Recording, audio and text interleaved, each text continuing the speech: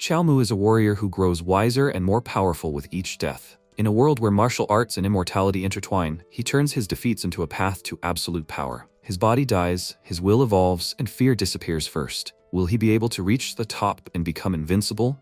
Let's find out. This story starts out pretty normal. The main character named Xiaomu died, got the immortality system, and rose from the dead. As soon as he realized that he was alive, he started feeling his body, and remembered that at first, there was only a fat cat in front of his eyes, and then it killed him with its butt. A system window appeared in front of him. His mortality rate was D. He got 1 point for his death, and as an additional reward, he got an increase in strength. He looked at it carefully, after which he angrily grabbed the system window and exclaimed, "Where did he even end up? Does he have to die all the time now? Did he only get some power? Now it's not at all beneficial for him to die." He punched the wall in anger, and was very surprised when he left a huge dent on it. All his anger immediately evaporated, and he thanked the system, after which he asked, "What is this balance of points and skills? What are they for?" But the system didn't want to answer his question, and he asked with tears in his eyes, "Is there really no guide for simple beginners? It looks like he will have to die alone." A voice of a passerby was heard from the side. He came across his corpse and exclaimed, "Where did it come from, and why is it lying in the middle of the road?" He suddenly realized that his body was still there, after which he quietly crept closer and began searching his pockets. He found some coins and realized that after resurrection, all things are copied. Maybe he needs to die several times to save up as much money as possible? Dying is very painful, but he just needs to try. He was determined to do it, because in any case, he was already dead, so he has nothing to be afraid of. After that, he began to try different methods of suicide, hitting his head against the wall, jumping under a fired arrow, dying from gluttony. As a result, his death rating dropped to F, and he did not receive any more points. This made him very upset because he had been dying so hard, but was given nothing. Suddenly, the system reported that he had used up 4 attempts out of 5 for the weekly resurrection. He realized that since there was a limit to resurrection, if he accidentally died after the attempts ran out, he would not be resurrected anymore. He had already died in his previous life, now he had a system. He could not afford to die again. He decisively slammed the ground, deciding that he would not just die like that anymore, even if he improved his skills. There had to be another way to die. He needed to gain a foothold in this world. Looking out from the alley, he saw a townsman who had fallen to his knees in front of a man, asking him to finally pay him back a debt. His mother needed the money now. MC smirked and realized that this was the right moment, and when the man was slapped in the face, Xiaomu walked up to him and asked if he could help him pay back the debt. He wondered who he was, and he told him with a bright smile that he specialized in helping people collect debts. After that, he went to the debtor's house and he said from the doorway that he would not give him anything. He could try to kill him, but he would not give him anything. Then MC put the blade of the sword to his head, and he, carefully moving it away, nervously asked what he was doing. Did he really want to kill him? He put the sword away and told him not to worry. That was not why he came, after which he brought the sword to his neck and said with a smile that his ghost would take care of him. When his blood splattered in all directions, the man went into shock and told him not to die. Is he crazy? Thanks to this suicide, his rating increased to rank D and he received 2 points, but the attempts to resurrect ended. A week later, the resurrection attempts were replenished, and late at night he came to the house of this debtor. Feeling that someone was watching him, the man opened his eyes and, seeing in front of him a recently deceased guy who demanded money from him, he was very scared. Taking the money, Xiaomu left the house under his loud screams, and a week later, again, decided to find a great way to die. In one of the houses, a woman was giving her sick husband medicine, but suddenly the bowl disappeared from her hands and MC drank the contents. Blood flowed from his mouth and he smiled at the man, after which he fell dead. Seeing this, the man immediately recovered and jumped out of bed. He chased after his wife and exclaimed, "Did she want to kill him?" She asked him for mercy. It was the great official of the Southern Gate who ordered her to do this. An hour later, MC came back to life and the man found him to properly thank him. With tears in his eyes, he handed him a bag of coins and said that he didn't think he would be so selfless. He saved him, so he shouldn't refuse the reward. Pretending that it was hard for him to accept the reward, he took the bag, the contents of which made him very happy. In this way, 3 months passed, he died for others and knocked out debts, and so he grew up and became famous throughout the city thanks to his abilities. While he dies for others, his rating continues to rise. After so many deaths, his body has become noticeably stronger, and now he can stretch his arms up to 500 meters, far surpassing ordinary people in abilities. He even runs at a speed of 10 meters per second. But there are new problems. His rating is no longer increasing. Most likely, a larger scale death is needed for this. As far as he knows, this is a world where immortals and martial arts coexist. There are many robbers and villains in the world. He needs to fight such people in a special way. But their physical skills are still low, so it will not be difficult for him. But unfortunately, resurrection won't make him any younger. He won't stop growing when he dies, and the system won't stop growing either. He can only watch the fun and continue playing even as an old man. He needs to cultivate, then he'll definitely be able to find a way out. Suddenly, a girl appeared at his doorstep, looking for the debt collector, that is, Xiaomu. However, judging by her appearance and the cane in her hand, she was blind. He told her that he was the debt collector and told her his name, thinking that she was so beautiful and still couldn't see.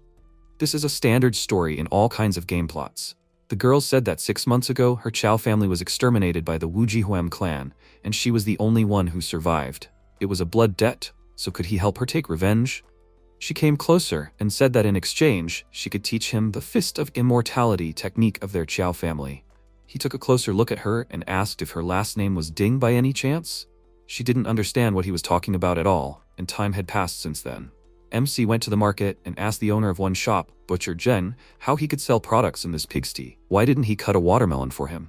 He had a dog doll on his hand that was sniffing the products, and the shop owner, already starting to get angry, asked why he came.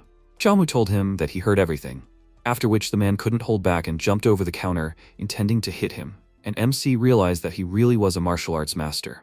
He was convinced that he was the one who killed the entire Chao family, and, throwing the doll off his hand, declared that he would take revenge on him.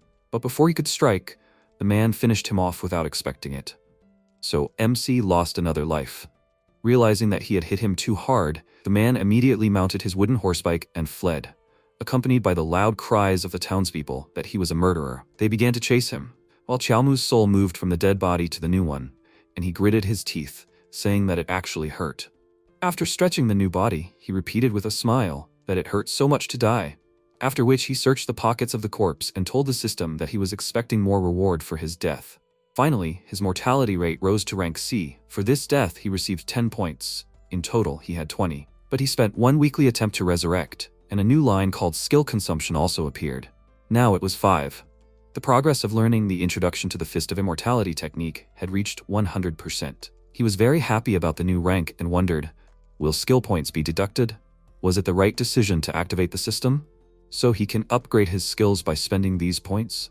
5 points can be exchanged for mastering the Fist of Immortality, but where should he put the remaining 20? He asked the system to grant him the Fist of Immortality, but it reported that his death evaluation did not meet the standard. The selection function has not yet been unlocked, so until then, the system will distribute points randomly. He felt uneasy and wondered if he would have to look for more advanced death methods again. But in any case, for now, he has old Butcher Zheng in mind, so it is too early for him to let him go. Let him kill him a few more times. After that, he went to look for him. After killing him, Butcher Zheng hid in an abandoned temple and was currently writing a letter to his master in which he confessed to killing the child who claimed to have slaughtered the Chao family. But their family had been completely exterminated. How did he know that? After finishing the letter, he picked up the carrier pigeon and wondered if there was anyone left. In any case, if that was the case, then he needed to get rid of the last member of the Chao family. Hearing a noise behind him, he immediately turned around, and when he saw Xiaomu at the threshold of the temple, he was terrified and exclaimed, "So he didn't die?"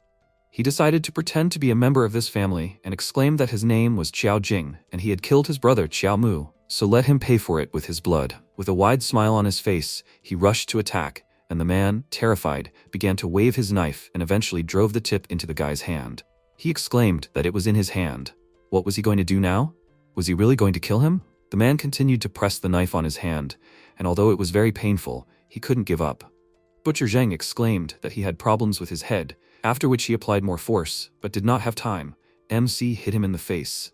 Staggering, the man moved away and noted that he was different from his brother. He was much more powerful. But next time he would not allow such mistakes. 5 minutes later, he dealt him a fatal blow and caught his breath. Finally, Xiao Jing, or more precisely Xiaomu, died. Looking at his corpse, the butcher said that he avenged his brother, steadfastly walked towards death, but his head was not all right. Since the situation had changed, he decided not to send the letter for now. And at that very moment, MC revived and threw some kind of stick at him. He again introduced himself as his brother and rushed to the attack, shouting that he would never forgive him, and the butcher said that since he was so thirsty for death, he would give it to him. After that, the temple was filled with a continuous roar. and the poor, frightened carrier pigeon eventually flew away. Time passed. Butcher Zheng caught his breath and wiped the blood from his face, saying that killing young people was quite difficult. Looking at the several corpses around him, he wondered how many there were in total. Maybe they were all finished already?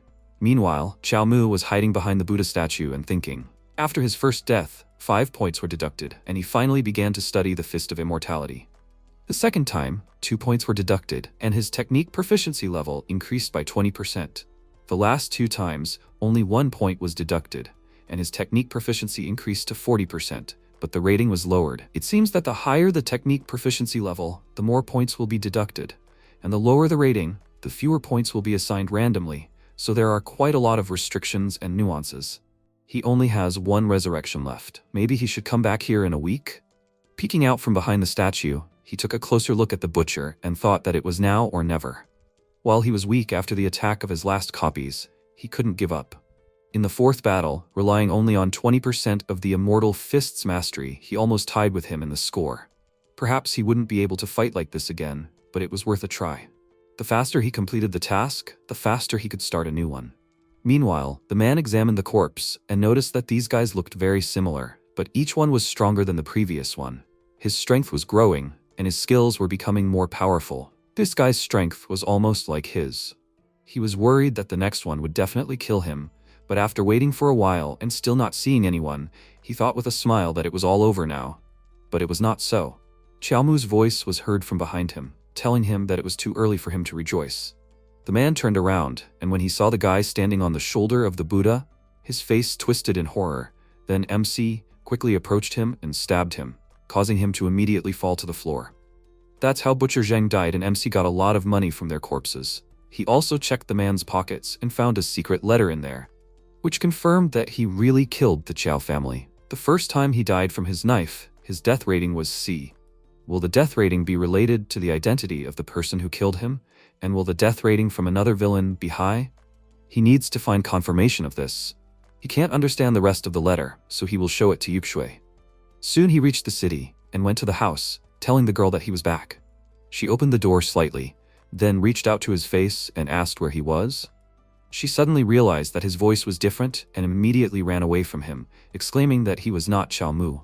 He just smiled nervously and thought that he did not expect anything else from a blind girl who had lived alone for more than half a year. By the way, his muscles became even stronger. He pushed the girl into the house and apologized to her that his voice had changed, and she asked if he could somehow prove that he was Xiaomu. He thought for a second, and then asked if her surname was not Ding. So Yuxue was convinced that he really was Xiaomu, because he had been repeating this question for a month. She came closer and began to feel him, which made him slightly surprised, and then with a smile he thought that this was it, true happiness. After finishing the examination, she moved away and made sure that it was really him. He breathed a sigh of relief, and she sat down on the chair next to him and said that after the family disappeared, her eyes began to move, which was a sign that the eyes of heaven would soon open. Besides, she was very perceptive, so he shouldn't lie to her. He said in his mind that he knew everything about her, and then took out a letter and said that she was the only one left in the Qiao family, but the enemy would not kill her because she was born with spiritual consciousness and endowed with special talents. By the way, when will they learn the continuation of the technique? She told him that if he wanted to improve the skill, he only needed to warm up the blood and energy. This process could take several years. He exclaimed that he was not going to work just like that. From the very beginning, they agreed that he would help her with revenge, and she would help him with the technique. He had almost reached the peak of his strength. He could feel it. She noticed that he was assertive, then took his hand and pulled him towards her, smiling and saying that she would test if he had enough strength. She accidentally touched his forearm, and when she felt it, a thought came to her mind, and she immediately pulled her hand back, exclaiming in embarrassment. What did she just touch? He looked at her with a puzzled look and told her that she touched his hand. What was she thinking? She chose not to answer this question and said that they had only known each other for a month. Was it really okay to cultivate together? She felt his muscles and said that it was incredible. Training your strength takes a lot of time, and he had already managed to get so muscular. He asked with a smile, since she also thought that he was making great progress, why didn't she teach him something new? He thought that the Fist of Immortality was a unique technique of the Qiao family. If he perfected it, he would be able to live much longer. There is only one path to immortality, so he needs to work towards it. But his path will not be easy. She noticed that although he is showing progress, he has only been training for a month. There are hundreds of hidden abilities in this technique. In the future, when he fully masters the Fist of Immortality, she will teach him a few more techniques. He smiled and told her not to worry. He is very easy to learn. After all, he has already killed the butcher Zheng. She was very surprised by this news, and he said that he not only killed him, but also got hold of a secret letter. But he cannot decipher some parts. She said that this is a special code used by the Wuji Association. It seems that he really killed him. She still could not believe that he was able to defeat such a person, and said that since he did it, she will continue to teach him. Let him come closer and begin to meditate. She began to tell him that everything tangible is just an illusion, and one reality arose from many fictions. Half an hour passed, the progress of the Immortal Fist training reached 40%, and he thought that it would be better to rely on the system reward than to train himself. It was much faster this way. He needed to find someone stronger than the butcher and kill him. While he was meditating, Yuxue took out a dictionary for the encrypted text and asked him to look it up and read the letter to her. He immediately took out the dictionary and thought that she couldn't see the text, but somehow she managed to find a translation book. Was she pretending to be blind? With the help of the dictionary, he was finally able to read the letter, which said that Emperor Dian was going to go on a trip to the imperial capital, and the Wuji Association was preparing to gather their people to kill him. Yuxue immediately jumped up from her seat and asked where and when this would happen. Were there any details? He told her that the code was quite difficult to translate. He was not capable of more. He also could not tell the specific time and place.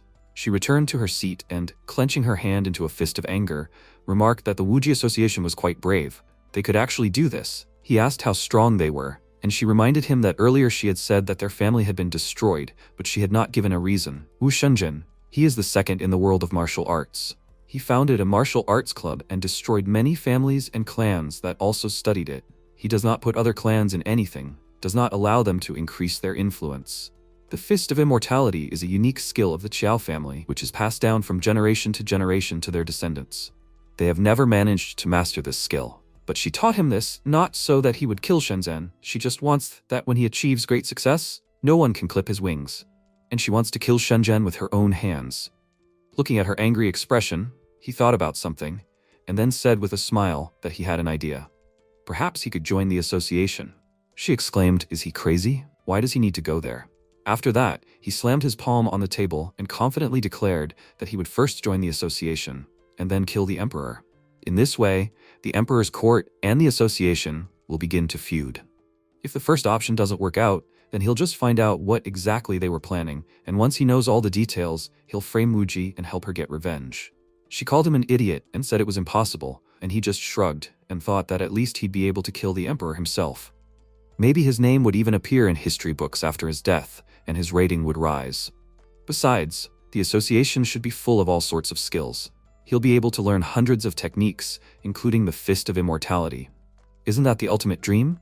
He said that since Shenzhen was so strong and almost impossible to kill, he'd at least give him trouble. She asked worriedly what would happen if he was killed. He responded with a pompous expression, asking if they could do it. She could tell from his voice that he wasn't lying. He wasn't even the least bit excited. Was he really serious? But what about his intentions? She could only give him the Fist of Immortality. What else did he want? She imagined all sorts of pictures of him in her head and slapped her face in embarrassment, wondering if he was really lusting after her body. Noticing her expression, he asked her what she was thinking again. She turned away from him in embarrassment and said that she just felt like she hadn't paid him enough. What else could she do for him? She suddenly realized that she was being terrible, and he said that there was actually something she could do for him. She asked him with determination what he wanted, and he took out a book with a smile and told her that it was a secret for now. She smiled awkwardly and thought that since he wasn't afraid of anything, she wouldn't worry about him either. She sighed and agreed, and he asked if she knew any of the association representatives in the area. She told him that she knew. There was a man named Guo Yan. He was the ruler of Yancheng. After that, he went to meet him. Guo Yan's son was riding a horse down the street, and his servants were whipping everyone who passed by because they were in his way. They ordered everyone to immediately make way. And suddenly, young Master Guo noticed a very cute man in the crowd and ordered the servants to bring him to him. The guy named Zhang Lang, in whose direction he pointed, immediately pulled out a sword and told him not to even think about it, and the girl next to him called him shameless and said that she would not please him even if she was on the verge of death. She thought that the young master wanted to get her, but imagine her surprise when the servants grabbed her friend instead of her. She smiled nervously and asked, "Is that what he was talking about?" Her friend immediately broke free from the men's grip and pulled out a sword, embarrassedly exclaiming that he was shameless, and she offered to help him and exclaimed that she would teach them a lesson. Young Master Guo didn't like this very much, and pointed his whip at them and said that he would see who would teach whom a lesson next. His other servants immediately rushed to the attack and began to squeeze the poor friends with their muscles. Young Master was enjoying this spectacle and did not notice the guy who was sitting on the roof above him and watching. After that, he jumped on him, and they both fell to the ground with a crash, and the servants became very worried. MC grabbed young Master Guo by the neck and lifted him off the ground, and he ordered him to let him go. He was the lord of Yancheng's city. But Xiaomu was not at all worried and then began to threaten him with the arrival of his father, which he was only glad about, although he did not show it. Initially, he just wanted to be righteous and brave. Having killed Guo Yan's son, he expected that this group of guys would kill him. But if the lord of the city personally dealt with him, then it would be much better. Suddenly, the system advised him to act boldly and showed that his rank had increased to C+. He was a little surprised, because it was the first time a death evaluation message appeared. It turned out that the system also agreed with him. This made him smile, and while the servants were running towards him, he could hardly hold back his laughter. Still, he couldn't hold back and laughingly hit the young master in the face a couple of times, causing his servants to be terrified, and he ordered them to not move, otherwise he would kill him. The city lord's son exclaimed that this city belonged to him. Is he even in his right mind? After waiting for a while, MC looked at the boy with a strange look, and hitting him again, ordered him to quickly call his father. At that very moment, the sound of hooves was heard. The city lord arrived to deal with the problem along with his servants. His son called out to him with tears in his eyes, and Xiaomu noticed that he looked very strong. Guoyan loudly ordered everyone to be quiet, and the flow of energy reached MC, which made him slightly nervous and realized that he was good at martial arts.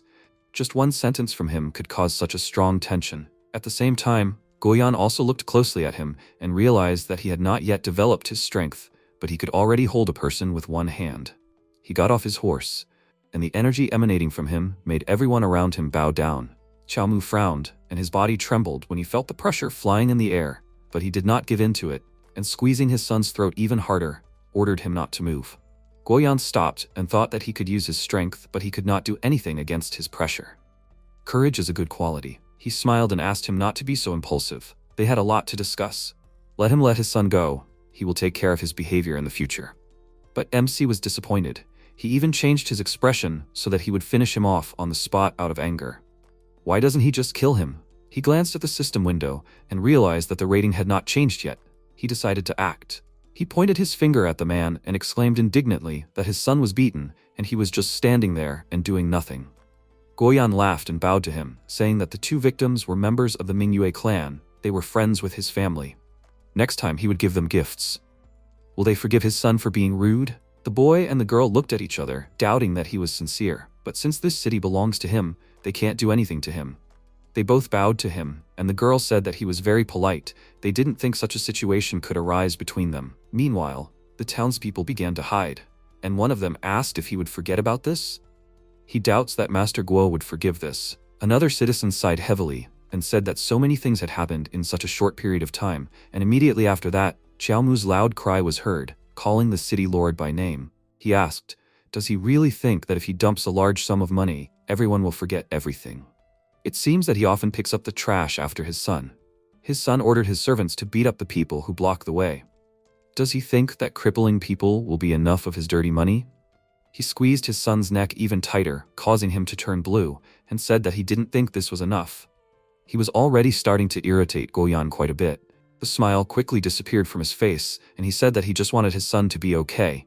MC said that this was too easy, then pointed his finger at himself with a smirk and suggested that he should kill him instead. There was silence between them, and one of the townspeople asked if a simple passerby had decided to stand up for them. Guoyan took a deep breath and said that it looked like they wouldn't reach an agreement.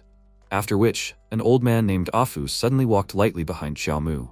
Noticing him, he immediately turned around, but pieces of cloth flashed before his eyes. Because of this, he let go of the young master, and he himself was tied up by the old man. He was very happy and thought that there was still a little left. This was the highest mortality rate in his entire life. Guoyan came closer to him and asked what his name was, to which he gave his name and said that he was nobody. He did not have any patron, he just wanted to kill his son. He smiled and mentally asked him to act faster, but contrary to his expectations, Guoyan said that he was brave, then ordered Afu to let him go, which shocked both of them. As soon as Xiaomu was released, the city lord said that he was a very brave man. He liked this kind of thing. If he was interested in joining the army, he could come to his mansion anytime. MC burst into tears because everything was not going according to the script. Then Guoyan turned around and was about to leave, but when his good-for-nothing son called out to him, he could not hold back and immediately slapped him in the face, ordering him to shut his mouth. He was too arrogant, so let him not meet him again. After that, he mounted his horse, and before leaving, he reminded Xiaomu that he could come to his mansion anytime. He was still dumbfounded by his proposal, and one of the townspeople said that despite having a worthless son, the Lord is very good. This righteous man is lucky that Guoyan considers him. He can become a real protector. MC couldn't hold back the emotions that surged through him and cried loudly, wondering why everything returned to normal and why he was still alive. What was wrong with those guys? Why didn't they finish him off? He fell to his knees in grief, but when he found out that the mortality rate remained the same, he immediately calmed down and thought, is the lord of the city not involved in his evaluation? But if he dies, will it still be the same? But what's the problem? Have the events changed and will death be different from before? Hearing applause from all sides, he looked back and thought that those he accidentally helped were sincerely thanking him. Now he understood everything. If he died now, he would be remembered as the righteous young man who cursed the lord of Yancheng on the street, not as a common scoundrel. He finally understood how the immortality system worked. As long as he remained a righteous brave man, his reputation and popularity would continue to grow. If he managed to die while doing so, he would be able to become stronger. But if he did not die, he would be able to continue to accumulate ratings while alive. It did not matter whether he lived or died, he would win either way. When he managed to die, his death would be the most brutal and powerful. He was so anticipating his death that he began to drool, and people found it strange. After a while, Guoyan and his son arrived at the manor and began to treat his wounds. After the doctor wiped his face, he asked his father why he did not teach this guy a lesson. He told him that they were in no hurry. There was nothing to worry about. He remembered that when Xiaomu was arrested, it was clear from the people around him and his face how much resentment the people had accumulated towards the current government. If he were to kill him in front of the people, his image as the ruler of the city that he had worked so hard to maintain would be destroyed in an instant. He would rather hire him to calm his ardor and gain the people's support. He cast a displeased glance at his rebellious son and said that he should have punished him long ago, otherwise he would soon cause a disaster. Therefore, he was not allowed to leave the house for 2 months. He was being punished. He became curious about the reason and explained to him that during this time, the current saint could visit their city. He was punishing him so that he would not be tempted to cause mischief anymore. His son was very happy and asked, "Is Emperor Dian coming? Is this news really true?" Guoyan smirked and asked, "Does he think he was lied to?" Besides, the city would be full of murderers. Because of this, his son wondered if he would invite Xiaomu as his bodyguard, and he told him that even if he didn't, they could deal with him in other ways. But it would be easier for them if he joined them. Isn't there a battle going on at the Eastern Mountain? He could send him there. Meanwhile, MC returned home and told Yushui everything that had happened. She asked, so he beat up the city leader's son and he invited him to join the army? That sounded promising. He said with a smile that he had chosen the city lord's mansion, and she sighed heavily, took out a book from under her clothes and said that since he was so insistent, she had a technique that could help him. He was very happy, and she told him that this book contained the secret martial arts techniques collected by her family. The muscles are damaged from training, but the result is visible at that very moment, and the organs double in size. Xiaomu looked at the book in his hand, then began to rub his face against it in joy and said with a smile that this was the great law of demonic heaven's disintegration. It was a treasure. The girl said that he needed to train his spiritual power first, and then begin physical training. He was a very capable guy, his type of thinking was special, so it would be easier for him to master this or that technique, unlike others. But he no longer listened to her and was absorbed in studying the book, and she became slightly upset and said that she did not give it to him so that he would continue to work like this. She just wanted him to have a better chance of survival. He told her with a smile that he understood everything, after which he returned to studying the book again, and she sighed heavily. After that, he headed to the barracks of the garrison of Yancheng City. The first thing he decided to do was practice with his weapon, and a crowd of spectators appeared around him. He tried swinging the spear a couple of times, then stopped and looked at it with a smile, thinking that since ancient times, spearmen were considered lucky, who were easier to send somewhere. The warriors standing nearby began to discuss him, and one of them asked, "Is he that Xiaomu? It seems that he does not have much strength, he is quite mediocre."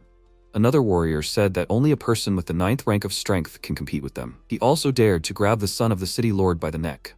He was lucky that they had such a kind lord. He took pity and allowed him to join the army. Another warrior suggested that the others just wait. He himself will die in a few days. Meanwhile, MC did not listen to them at all and sat down on the ground to meditate. His progress in spear mastery increased to 100%, and he thought that he had mastered the skills. Now he only had to wait for death. He was distracted from his meditation by a man who came up to him with a wide smile and said that he could call him Old Man Bai and asked if he wanted to learn skills. Xiaomu noticed the color of his teeth and called him Old Man Huang and asked if he had anything. In fact, Huang means yellow, and the other warriors laughed and started making fun of him, and then he asked them with displeasure to leave and not disturb them. After that, he returned to Xiaomu with the same wide smile and said that he had a lot of interesting things, but he would have to work. What did he think about it? His eyes immediately sparkled with delight, and he thought that he had not done any physical exercise yet, but it was time for him to start. The warrior with a thick beard advised him to first inquire about what exactly the work was, and then agree.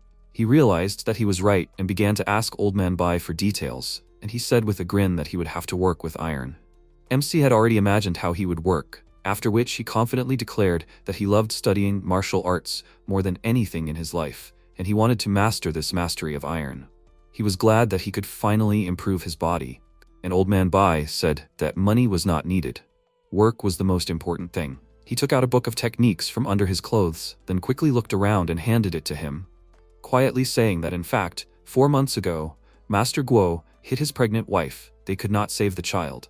She was very weak after that incident, so he wants him to help him take revenge.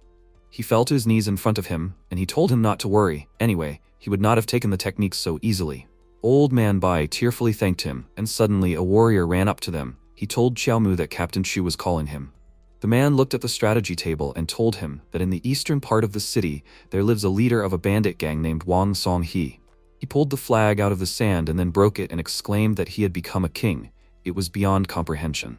MC did not react at all, and the captain continued, saying that what's more, he was making a living by stealing government property, but nothing more. But then he occupied the eastern land and began to rage there. This thief also steals their women. He took almost all the beauties. If they are lucky, they will still be able to escape from his clutches, and those who are not will die, being at the very bottom of society. Because of this, he burst into tears, and Xiaomu exclaimed with a burning gaze that he was just a beast, so they must exterminate every single bandit. Captain Chu agreed with him, and said that therefore he was going to gather an army of 1,000 men and leave the city in 5 days. He put his hand on his shoulder, and said with a smile that he had heard of his bravery. Wouldn't he like to be a pioneer? MC immediately covered his fist with his hand in respect, and declared with determination that he would be the pioneer. After that, he walked out of the captain's tent, and thought that in the army of 1,000 people, there were only a few who had the same strength as him. But he was chosen as the pioneer. Is it because he is brave? So this is what the city lord had planned.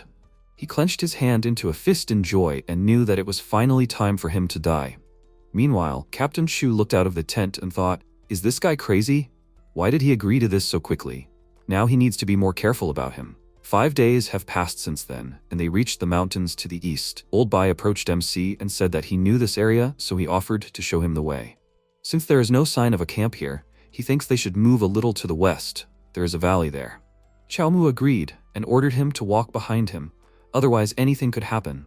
The man thanked him and said that he was the best person he had ever met, so he would not let him down. MC said that this was an order, and Old Bai nodded, and he thought that it was so hard to die. After that, they went down the mountain and headed into the valley, clearing their way from the grass with a sword. Old Bai suddenly said that his daughter was very strong. She was only 15, and she was already lifting all sorts of weights. And what was he like at 15? Remembering how he fought with the butcher Zheng, he told him that when he was 15, he fought with all sorts of people. The man of course did not believe him and told him to gossip less, and suddenly some kind of whistle was heard in the sky. And when the warriors raised their heads, they saw 1,000 arrows flying at them. Xiaomu immediately kicked the old man, throwing him away, and then began to swing his spear, reflecting all the arrows. In the end, several arrows still hit him, and he thought that it looked much more epic in the movies. One of his subordinates called out to him worriedly, and suddenly bandits appeared from behind the bushes, who immediately rushed to attack. Old Man Bai squealed in fear, and MC thought with a smile that they were finally here. Now, he would not have to wait long for death. He noticed that his system data was being updated, and thought that it seemed like the cooler the battle, the better the mortality rate. Today, no one would save him from death. He rushed to the attack and ordered his warriors to follow him, after which they all entered into battle with the bandits. One of the warriors miscalculated his strength and almost ended up killed by a bandit's sword.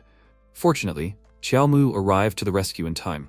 He impaled 2 bandits at once on the spear point, causing them to fall, and one of their swords slammed right into the warrior's groin, depriving him of something important.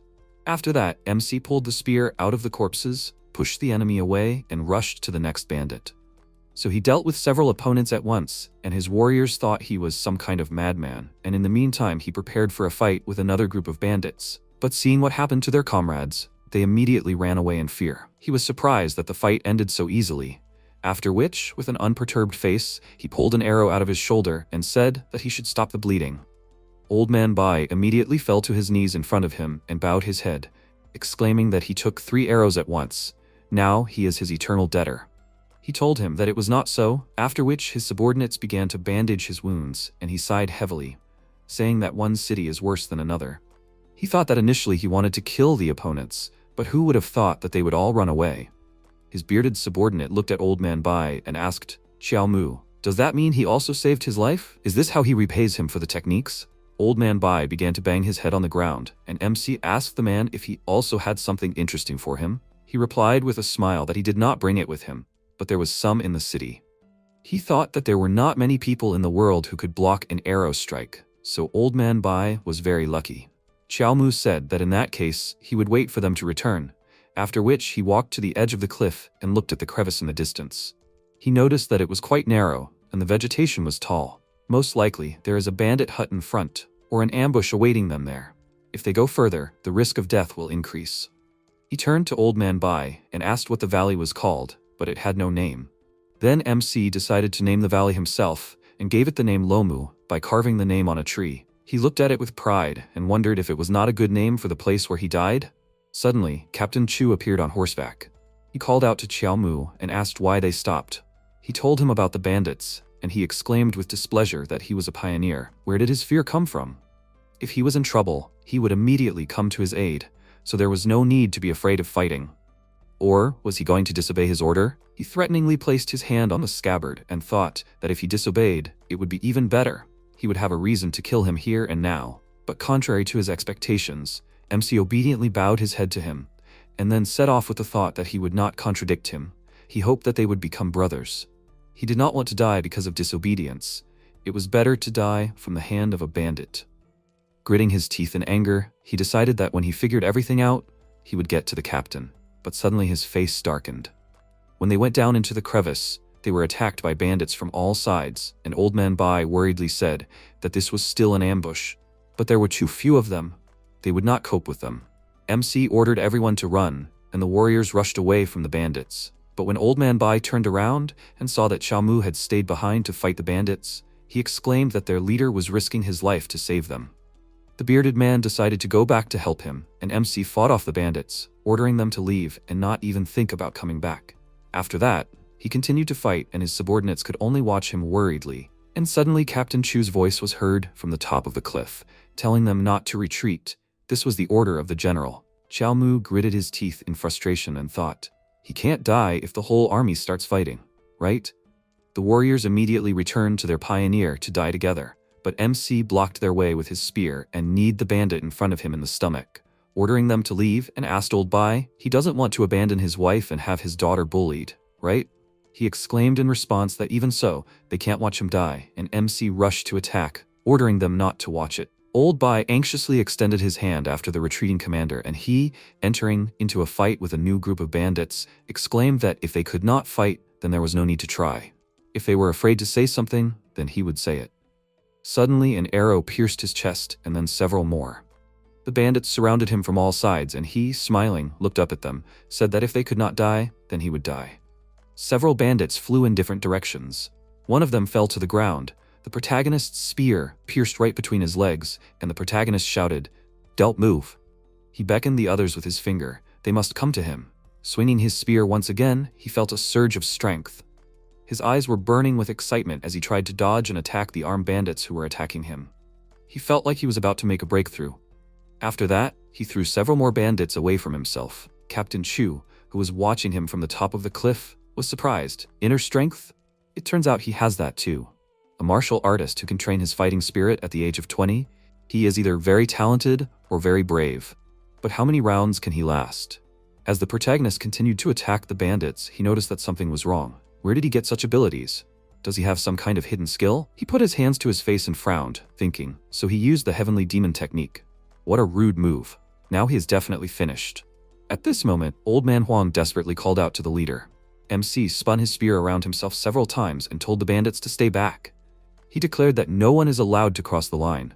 Then one of the bandits raised his weapon in the air and shouted, "Attention! Everyone attack!" Then the bandits resolutely ran towards the protagonist, and he smirked, attacked them with his spear and made his way forward, while his subordinates watched his actions with alarm. Several more arrows pierced his body, and then he climbed the mountain of corpses and looked at the sky. The general laughed, and then, turning to his subordinates, he shouted, "They will rise up for the sake of Pioneer Qiao. Attack! Kill them!" After a while, he galloped onto the battlefield, turned around and said, "It's over, they have to go back." Huang shouted in confusion, "Are they going back? But they still haven't found the bandits' lair. How can they go back?" Chu replied that there were too many bandits. They were too tough for them. "That's an order. They're going back," Huang said irritably. "Why did they even come here? Did the leader die in vain?" His comrade put his hand on his shoulder and said, "Well, they can't help anyway. They'd better help the leader. It seems he has a blind sister. Her life depended on her brother." After that, they covered the protagonist's body with a cloth and wished him a safe journey. Memories seemed to pour into his head, and he thought, here's a B grade. And his skills have improved too. A C grade alone would be hard to achieve. He thought that 100% efficiency was only possible if he cultivated for 10 years. And to get a B grade, he would have to train for 20 years to achieve 150% efficiency. "I wonder what I have to do to get an A grade." He laughed as he waved his spear, then looked to the side and crushed an ant that was crawling on a tree with his spear. Looking at the ant's corpse, he thought the high quality of death was good for him. He should thank that brother. At that moment, a chill ran through Captain Chu's body, and then they continued on their way, and the general, turning his attention to the inscription on the tree, asked what was written there. Huang replied, "Lomu Valley?" The leader wrote it. The bearded man punched the tree and said with tears in his eyes that the leader suspected that an ambush would await them, so he decided to give this valley a name at the end. He is afraid that he knew he would die. Huang added that the leader died for them. At that moment, the general asked what they were doing there. Huang walked up to Captain Chu and bowed, saying that this was Xiaomu's corpse. He asked, "A corpse?" The old man thought, "What a fool, wouldn't he even let them take his body?" Then he said that his body couldn't be left to be torn apart by the animals here. They should send the body to Yancheng. He would help with the burial. Huang, trying to hold back his tears, thought that it was his fault. The captain thought that Mu was a good man. He killed so many bandits. It was good that all the gratitude would be his. He hoped that in the future, there would be more people like him in the army. The master's task could be considered complete. All that was left was to hand over the body. I wonder if the master would be happy? By the way, didn't Mu have a sister?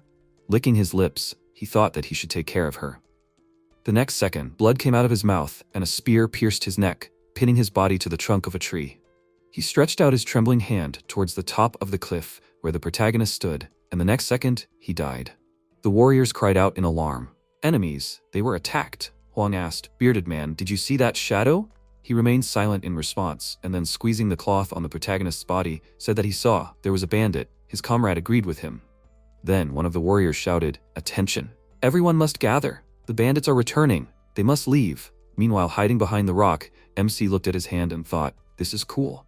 Captain Chu is an 8th rank, but even he could not withstand his strike. The mortality rate of B threw him back to the 8th rank of strength. Moreover, this time he managed to gain control of the technique.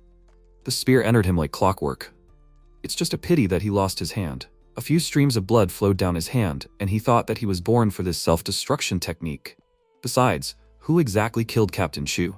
Here come the bandits. Looking at the retreating horsemen, he shouted in confusion, "Running away? Where to?" He hadn't died yet.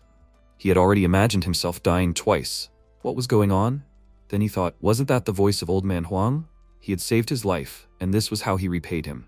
He slammed his fist on the rock in irritation and thought that, judging by the shout, they thought that it wasn't him who killed the captain, but the bandits.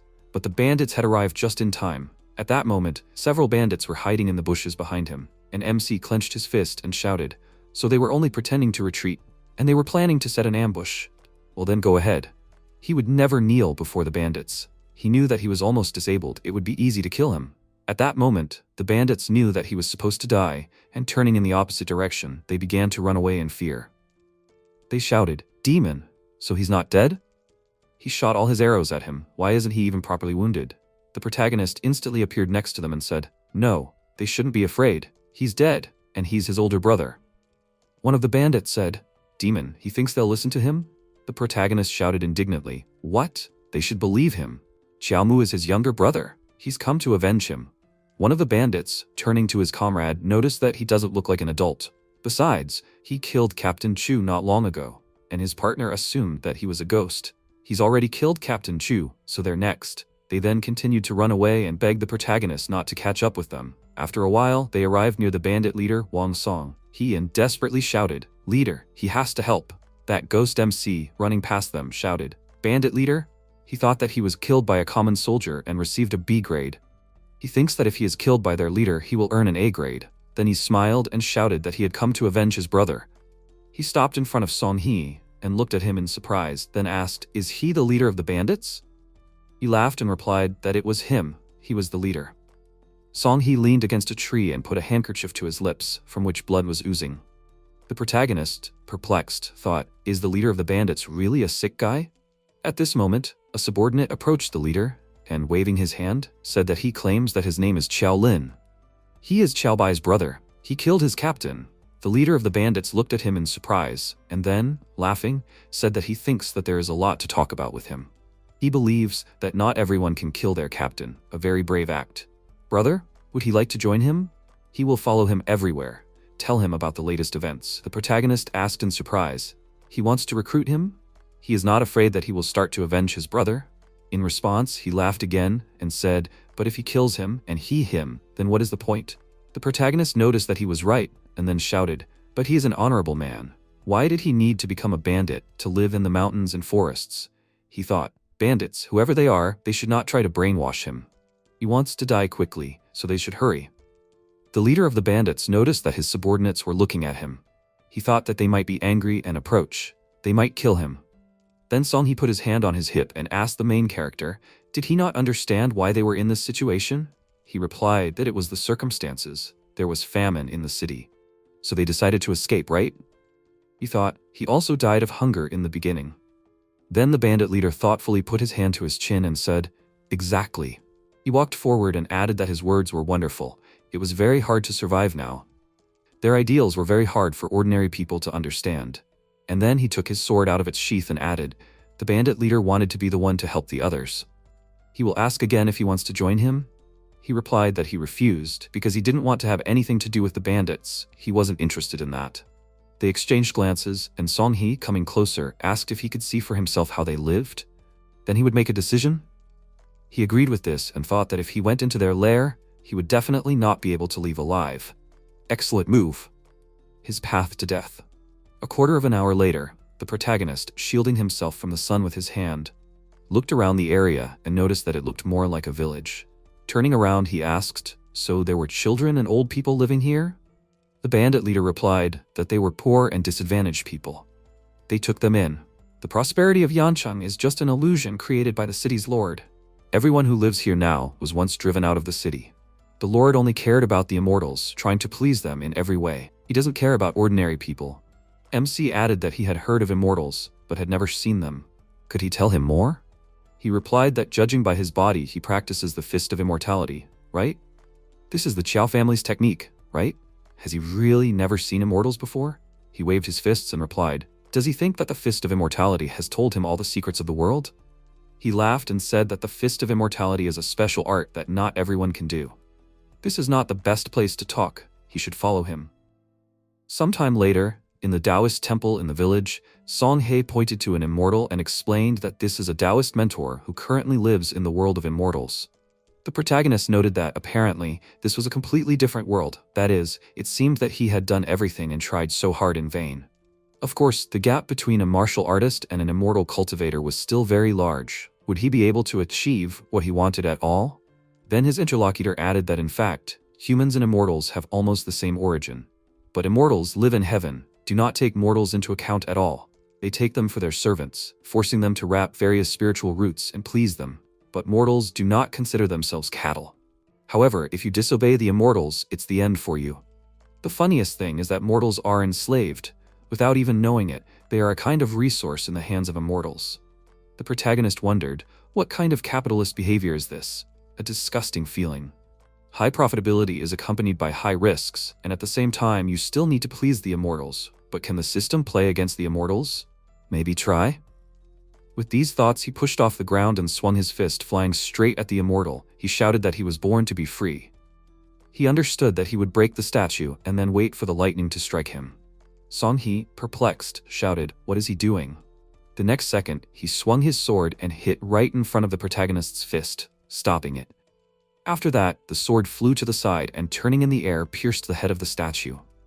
The next second, blood gushed out of the bandit leader's mouth, and the protagonist thought that this bandit almost interfered with him. Then he came closer to him and said, "Didn't he say that immortals are bad? Why did he stop him?" There was no need. He awkwardly put his hands in front of himself and replied that he should not misunderstand. He is engaged in magic, not cultivation and immortality. In common parlance, the practice of managing immortals. He wiped his mouth with his handkerchief again and explained that immortals should not live, and he could not wait for the moment when they were exterminated. He was just a little embarrassed by his actions. You can't break the statues. What if they also bring down the punishment of heaven upon themselves? The protagonist irritably remarked that this was exactly what he wanted. Then Song He asked, "Is he not so afraid of immortals?" But he replied that he should calm down, or else the blood will not stop. He understood what he wanted to say. He would be more careful.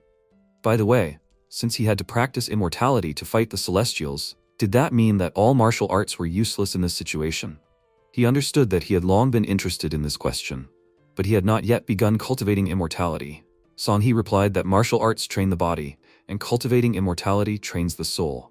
If he insists on explaining, the strongest martial artist today, the martial sage, can fight an immortal in strength, but not in spiritual strength, only in physical strength. Immortals are strong not only because of their techniques, but also because of their longevity.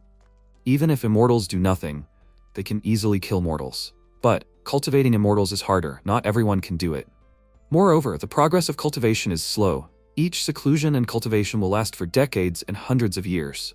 The speed of practicing martial arts is much faster than that of immortals. If there is a person in the world who can not only learn techniques but also gain longevity, he believes that he will be able to fight immortals. They are very concerned about the issue of overthrowing immortals. Then MC patted him on the back and said that he does not need to be angry. He thought that in this way, the Fist of Immortality is actually an exit from the realm of martial arts cultivation, worthy of becoming a sister's family heirloom. He still has a resurrection system, which will be of great help. He can cultivate much faster than ordinary people, and his body allows it. Then he said that it takes tens of thousands of years to become immortal. The bandit was surprised. Why did this guy look like a madman? Then he asked, "By the way, do you think he has the qualifications to cultivate immortality?" He thought that he would need to find the right moment to cultivate. He wants to achieve a lot. Hongse pushed him away from himself and replied, "If there are no spiritual roots, then nothing will work." Then the protagonist peeked out from behind the wall and, looking around, said in his interlocutor's ear, "Can his staff be considered a spiritual root?" The next second, he demonstrated this, and the bandit leader, embarrassedly covering himself, asked, "A staff?" He, of course, must excuse him, but he does not think that he can help him with anything. Then he turned around and said, "If there are no more questions, then they are leaving." MC was surprised. Where? Didn't he want to recruit him? He replied that he knew that he had great thoughts and good intentions. Therefore, he couldn't help. The protagonist agreed with this and laughed awkwardly. The bandit thought that he was too annoying. He shouldn't stay here. The protagonist looked at him with a pleading look and asked, "But if he let him go, wouldn't it be a threat to the lair being discovered?" He turned around and replied that he didn't seem like that kind of person. Besides, he was planning to leave this land anyway. The MC sighed, spreading his arms out to the sides, and said, "Okay, So be it, he won't tell anyone. Then he put his hands behind his head and walked forward, thinking, well, he won't run anymore and will return to Yancheng. He will run. Maybe he will suspect him and catch up. Meanwhile, Yuxue opened the door a little and asked who it was. Young Master Guo waved his fan and said, their master is the son of the city lord. Xiaomu was very heroic. He came to express his gratitude. He thought to himself that such a beauty was left without sight and probably would not have children. She asked what happened to Mu. He did not return. He smiled maliciously and replied that he was no longer there. Yuxue asked anxiously, what did this mean? And he, closing his fan, put his hand on the coffin and shouted, he died. She said that she did not believe it. She walked forward and, opening the door a little, said that he could not die so easily. At this moment, the young master pressed himself against the door and said that he thought of everything. Mu's corpse is here. She doesn't have to thank him. Then he grabbed her hand and, leading her out of the building, explained that he decided to bring the body for identification. She shouted, what is he doing? The next second, he tilted her face to the face of the corpse and said, since she cannot see, then he will describe to her what he looks like now. All his bones were broken. There were at least 50 stab wounds and arrow wounds on his body. His face was pale and covered in wounds. Yuxue pulled her hand away and said, no. He made a dissatisfied face and shouted, no, it can't be. This is a lie. The coffin is also fake. And it is fake. Everything is a lie. If he says so, will she feel better? At this moment, the main character's subordinates were watching what was happening. The bearded man, clenching his teeth in anger, said, idiot, he will kill him. Huang grabbed him by the waist and, holding him in place, told him not to be so impulsive. They are powerless. They cannot even say a word against it. When he leaves, they will help the girl bury the leader, and they will give her some money so that she does not grieve so much. At this moment, the young master brought his face very close to Yuxue and told her to cry if she wanted. He offered to help her pour out her feelings. He took the bowl of soup from the cook and said that in Yancheng, they believe that Mu was very masculine. Why shouldn't she try a piece of his flesh? She would feel his masculinity. She cried out indignantly. And he gave the order, go ahead. They would feed her. The next second, the cane fell from her hands, and several of the young master's subordinates held it down, while another brought the plate close to her face and told her to drink. She gritted her teeth, trying to resist, and the next moment, Old Man Han snatched the plate from his hands, ran further away, and drank the contents. Then, turning around, he smiled and gave her a thumbs up, saying that it was very delicious. The young master got angry and kicked him in the back and shouted, who is he? How dare he contradict him? Then the bearded man lifted his comrade and, raising his hand, explained that they were Xiaobai's assistants. Old Man Huang did wrong, but he was very hungry. Please, he must not be angry. The young master looked at him indignantly and then was horrified. Haven't finished eating yet. At that moment, the protagonist approached them and said how fragrant it was. The young master, turning around, did not recognize him, and the protagonist noticed that the soup was not bad. Will they give it to him? Huang happily shouted, the boss. Yuxue asked in surprise, Xiaomu? The others were also surprised by his presence. The young master clenched the fan in his hand and was surprised. This can't be. Then he turned to the coffin and thought, this bastard. How did he do it? The protagonist took off his hat and, laughing, abruptly approached the young master. He swung his spear and pierced the hat in midair. The people present looked on with alarm.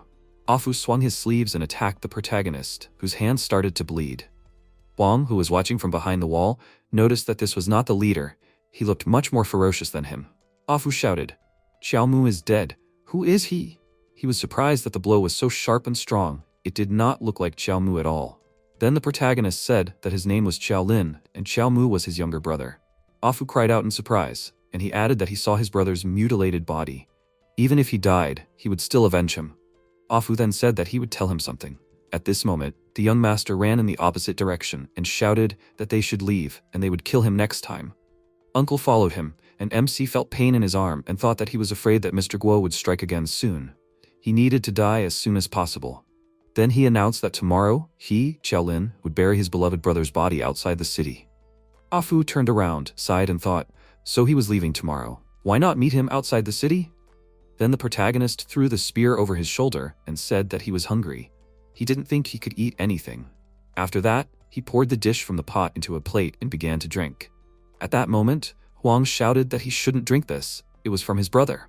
Then he vomited again, and the protagonist took out a piece of meat and explained that it was pork liver and heart, not what they thought. Did they really believe them? Besides, he heard that his brother's death was violent. The internal organs were damaged. How could this be put in soup? He thought that he had done it for a reason. Then Yusui came up to him and touched his shoulder, and he jumped in fright. At this moment, a subordinate shouted that Xiaomu's ghost was in the city. Guoyan turned around and asked, "What did they do?" Afu asked, "What else could he do?" The ruler, his son, expressed his condolences to the Qiao family, but then his brother, Lin, came. He looked exactly like Mu. From his observation, Lin and Mu were an inch apart in height. They looked the same, but it was obvious that they were different ages. He was ranked 8, but he would soon reach rank 9, which was not surprising. Yan asked, "How strong was Lin?" Mu had just died, and Lin showed up. He thought that this was not a coincidence. The emperor was approaching, in the midst of an eventful autumn. The lord of the city had no time to worry about trivialities. Afu, he must go there. He must remember to cut down every last root. Afu accepted his order. Meanwhile, Yushui reached out to the protagonist, and he recoiled and was surprised. "Is she sick?" He waved his hand and shouted, "Lady, he is turning 28 this year. But it is still too early. Each of his relatives has 18 types of weapons and various techniques. She must respect herself." She looked at him thoughtfully. At this moment, Huang handed him a bag, and MC said that his brother died just a day ago. The government reacted so quickly? Was it really from the government? His subordinates smiled awkwardly, and Huang confirmed it. The protagonist sighed and noticed that most of the bag was money. He then handed the bag back and said that he did not need payments from such a terrible government. The bearded man asked, "But is there a choice?" "Everyone gets money without exception." He showed the book and explained that he had previously promised to give Mu the skill book in exchange for help in the dynasty struggle. The protagonist took the book and thought, "Here's another skill. I should learn this." Then his subordinates went into the alley, and he, turning to Yuxue, said that his brother often talked about her. Tomorrow he would fight the son of the head of Yancheng, so he advised her to leave this land as soon as possible. She suddenly began to sniff him from all sides, and he put his hand in front of her and said, "Stop playing around already. Does she know he has been training something for many years, so if she continues, it will be hard for him to restrain himself." She told him to stop pretending. After all, he deliberately expresses himself in strange words. He wants to shake her common sense, but it will not work. The smell of his body, the way he speaks, his voice, intonation, all this gives away that he is Mu. He awkwardly scratched the back of his head and replied, "Who would have thought that the blind are so sensitive?" After a while, they sat down at the threshold of the building, and she asked, "So how did he manage to fool them?" "Cheated," he answered, almost. In fact, during the battle he was seriously injured, so his teammates thought he was dead. Later, he was lucky enough to meet the head of the bandits, Song He, whom he also deceived. She sighed and said, "An immortal, so that's it." He added that he remembered that she once said that she was born with spiritual roots. They even wanted to accept her as a disciple. But the Qiao family is a martial arts clan that refused to cooperate with cultivators. She took a cane and said that she had different views, so she could not walk the path of martial arts. Perhaps it is worth becoming a cultivator after all. He smiled and answered, "Of course. But the night of extermination is about to arrive, then things will be bad for them." Then she turned to him and asked him to give her his hand. There are many of Mr. Guo's people outside the city. He himself was a 6th-rank martial artist, and there were more than 1,000 warriors in the barracks, but he had already reached the 8th rank and was unrivaled. Therefore he should give her his hand and go with her. He thought indignantly, did she want to make him her guide? She clenched her fist and added that in fact, after what she had seen today, she wanted to take revenge. But she did not have the strength to take revenge. It was a pity that she herself was no good. Therefore, she had better ask someone worthy. But tomorrow, she would leave Yancheng and enter the path of immortality, and he would stop chasing after Guo. With that, she took out a book from her chest and added that he had already given his life for her, but she could not repay him in kind. This book of ripples and waves for him. It could help him learn many techniques. His spiritual strength would accumulate. He was surprised. Really? She said that this was a book of his clan's techniques. He must take it. This is the last secret of his clan. He took the book with tears in his eyes, and she added that it was a big responsibility. Then he turned around and said, "By the way, his sister hasn't forgotten about his case, has she? She hasn't finished reading that book yet?" He extended his fist forward and declared that they both had paths they would take to achieve what they wanted. But if they just stood there, nothing would change. She said that she would wait for him outside the city for a week. If he didn't come, she adjusted a strand of hair and added, no, as soon as he came, they would continue on their way. After a while, MC walked to the hill, holding his ashes in his hands, and noticed that he had a beautiful coffin. Then he sighed, began to dig a hole, and said playfully, "Brother, why did you leave him? How should he live in this world now?" At that moment, Afu was watching him. Adjusting the gloves on his hands, he jumped down, aiming at the protagonist, but he managed to scatter the ashes of the attacker right in his eyes. He shouted, "Is this some kind of special technique?" His brother had it. He answered, "Exactly, but it will be useful to him in battle too." Then he pierced the attacker's body with his spear and told him to die. He thought that such a brave opponent would be recognized by the system. He would continue. Afu, spitting out blood from his mouth, said, "The 8th rank, even without sight, he will get rid of him." Swinging his leg, he attacked the protagonist, thereby breaking his ribs and throwing him off the cliff. The protagonist, falling down, gave him a thumbs up and said, "Thank you very much." Afu, looking down from the cliff, said, "Two brothers at once rush to desecrate the lord of the city, for which they will face the punishment of death, and it's time for him to go." Then he turned around and was horrified to see the protagonist. He adjusted his hair and said, "Old man, does he think the Chao family members are that weak?" He replied that, fortunately, he had already dealt with one of the brothers, otherwise it would be hard to stand up to two. The protagonist enveloped himself in a terrifying energy and, pushing off the ground, put his leg forward, attacking the enemy. Afu, dodging to the side, shouted, "This technique again? Is their family made up of nothing but suicides? He will become another dead man who died at his hands." The next second, the protagonist really flew off the cliff. Falling down, he showed the enemy a heart. Afu declared that he was finished, and then the protagonist appeared behind him again and, smirking, said hello. He smiled and said that they met again. Afu was perplexed. Him again? A monster? A demon? A cultivator? Why did another one come out? When did he manage to fall into the illusion? Is he trapped? Can he see everything clearly? And then he grabbed the wound on his chest and shouted that he was a demon. He thinks that he can be deceived by a pathetic fake? The protagonist pushed off the ground and attacked the enemy with his spear. He wondered where the Chao family got such strength from. Are they not afraid of death? Are they really human? He then waved his arms, throwing the protagonist back. He flew off the cliff again and said, "Until next time." Afu shouted, "Just like a demon. Lies, all lies." The next second, the protagonist was behind him and shouted, "Demonic body." Afu, indignant, shouted that he should not think that he would fall for such a thing. He should die already. They continued fighting again, and MC thought that he was not bad. The previous times, he received good rewards for a C-rank death, but unfortunately, the last death was D-rank. Since he was of no use, it was time to die. He turned the spear in his hands and, thrusting it into the enemy's chest, said that he would not delay him any longer. Afu threw him off the cliff again and shouted, "No matter if he is a demon or a human, he will not give up so easily." The protagonist appeared from behind him again and grabbed him by the neck, shouting that he will tell this in the afterlife, and he will be reborn. A system window appeared in front of him, which said, "Weekly resurrection. Resurrections per week, 5 out of 5. After that, he jumped down with his opponent and Afu shouted that he must let him go. He grabbed his hands and shouted that he must remove this. He thought, memory 1, 2, 3, 4. What the hell? He didn't think it was that long. Then they crashed on the ground, and several wolves that were sitting nearby were surprised. Food from the sky? A gift from God? Then MC revived on top of the cliff again and said that the task was completed. Then he looked at the stats window and was surprised. Why is it D rank? And the skill growth has stopped. At present, he doesn't have many new skills. The chi wave hasn't opened yet.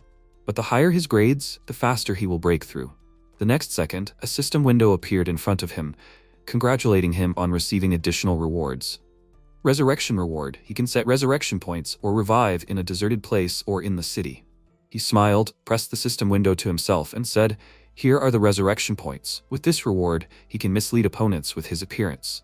He grinned and thought, "I can't wait to try it. We must go to the city lord's mansion." Walking forward, he put his hands behind his head and said that he will return to the city and change clothes, and then to the ruler. Sometime later, in the kitchen of Guo's mansion, the workers were doing their own thing, when suddenly the protagonist entered inside and began to attack the cooks with a slingshot. Stopping, he grinned and said how many times he had been resurrected, but he had never celebrated it. "Enjoy your meal, everyone." After that, he started eating the noodles and, pressing himself against the door, he heard the voice of the young master, who laughed and said, "Let him smell it first, and then he can get the meat." He thought that if they went in, he would be discovered. Besides, there might be someone behind the door too whom he had not seen yet.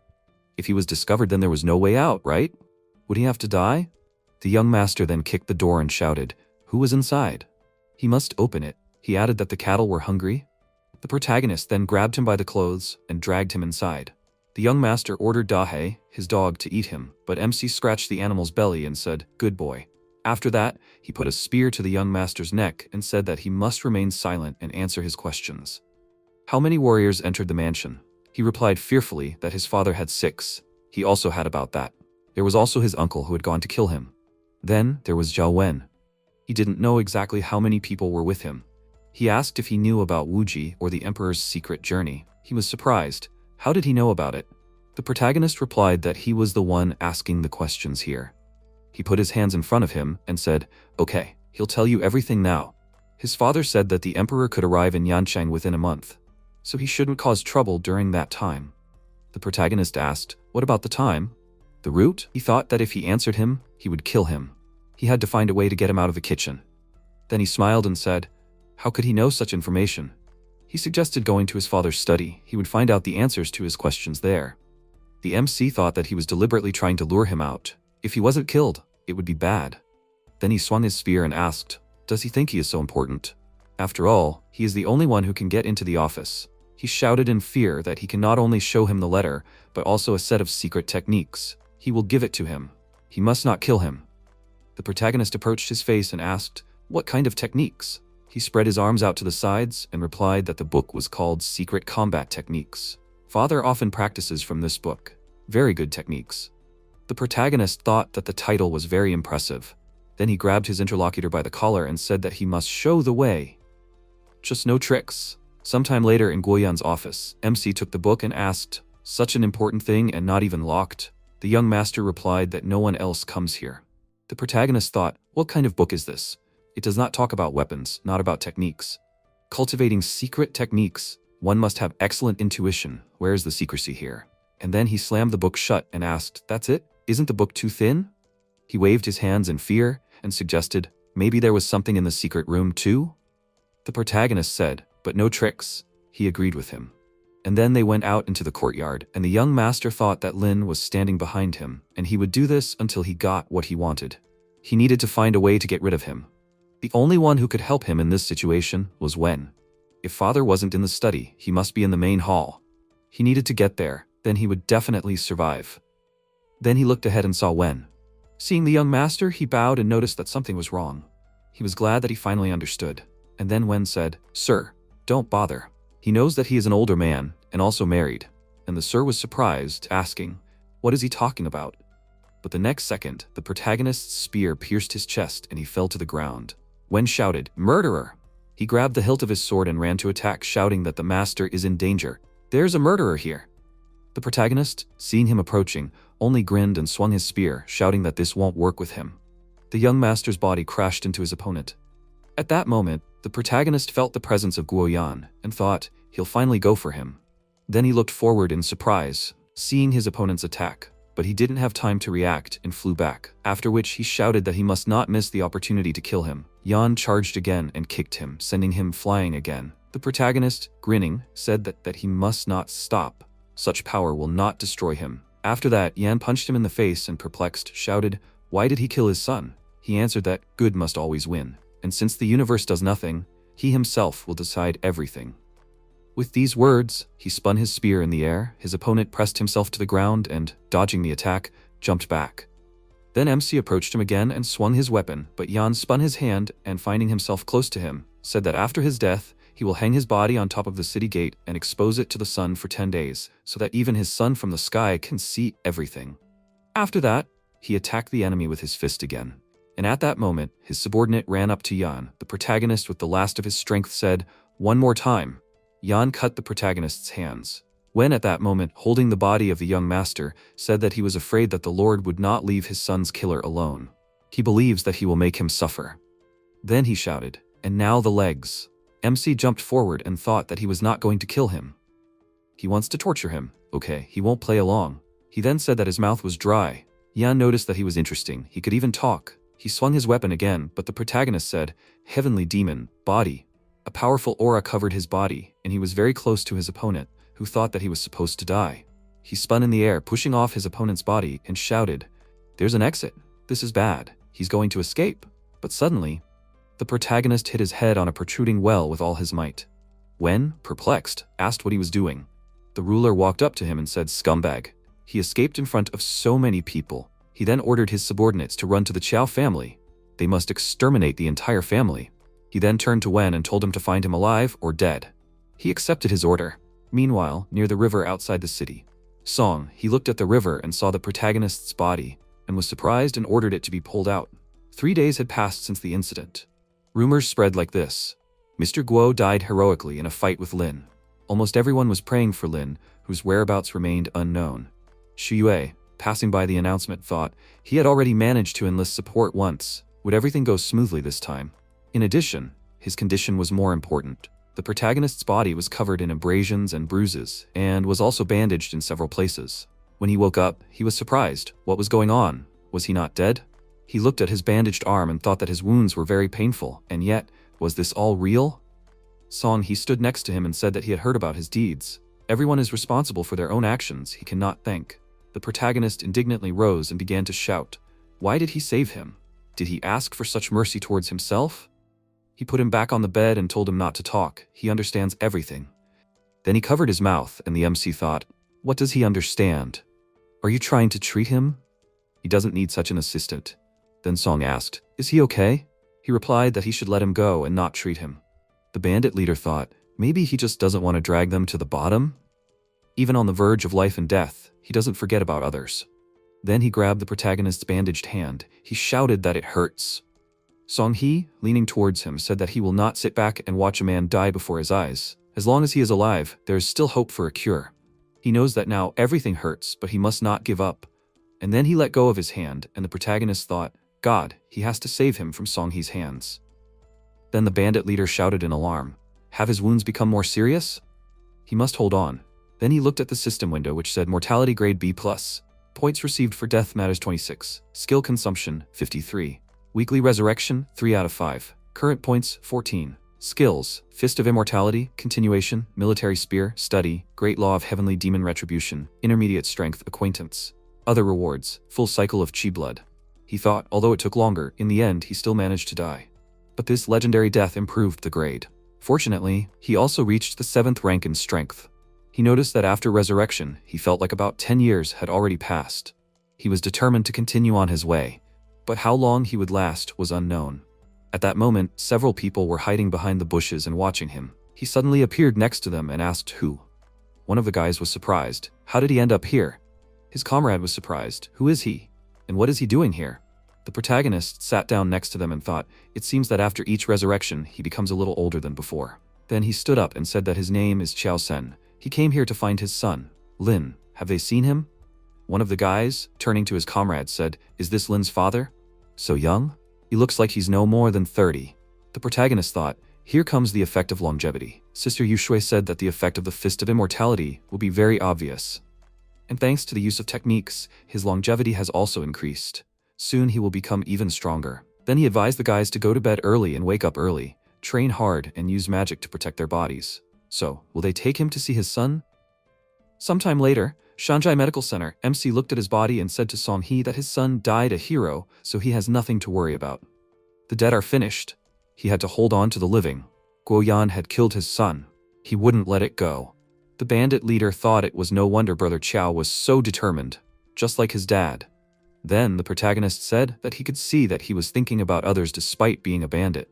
He wouldn't want to discuss cooperation with him. He suggested working together to help people live. He said that it sounded familiar, and the protagonist thought that now he could fight him. But the ruler wasn't alone in the mansion, so he would need help. It would be great if Song He could help get rid of Yan, but he was prone to absurd behavior. Just like Lin, well, people came first anyway. The bandit leader then said that he was glad that he knew at first glance that he was no ordinary bandit. But he was unable to enter Yan's mansion. The protagonist leaned over to the body and said that in that case, he should find it once he made a decision. He asked him to wait.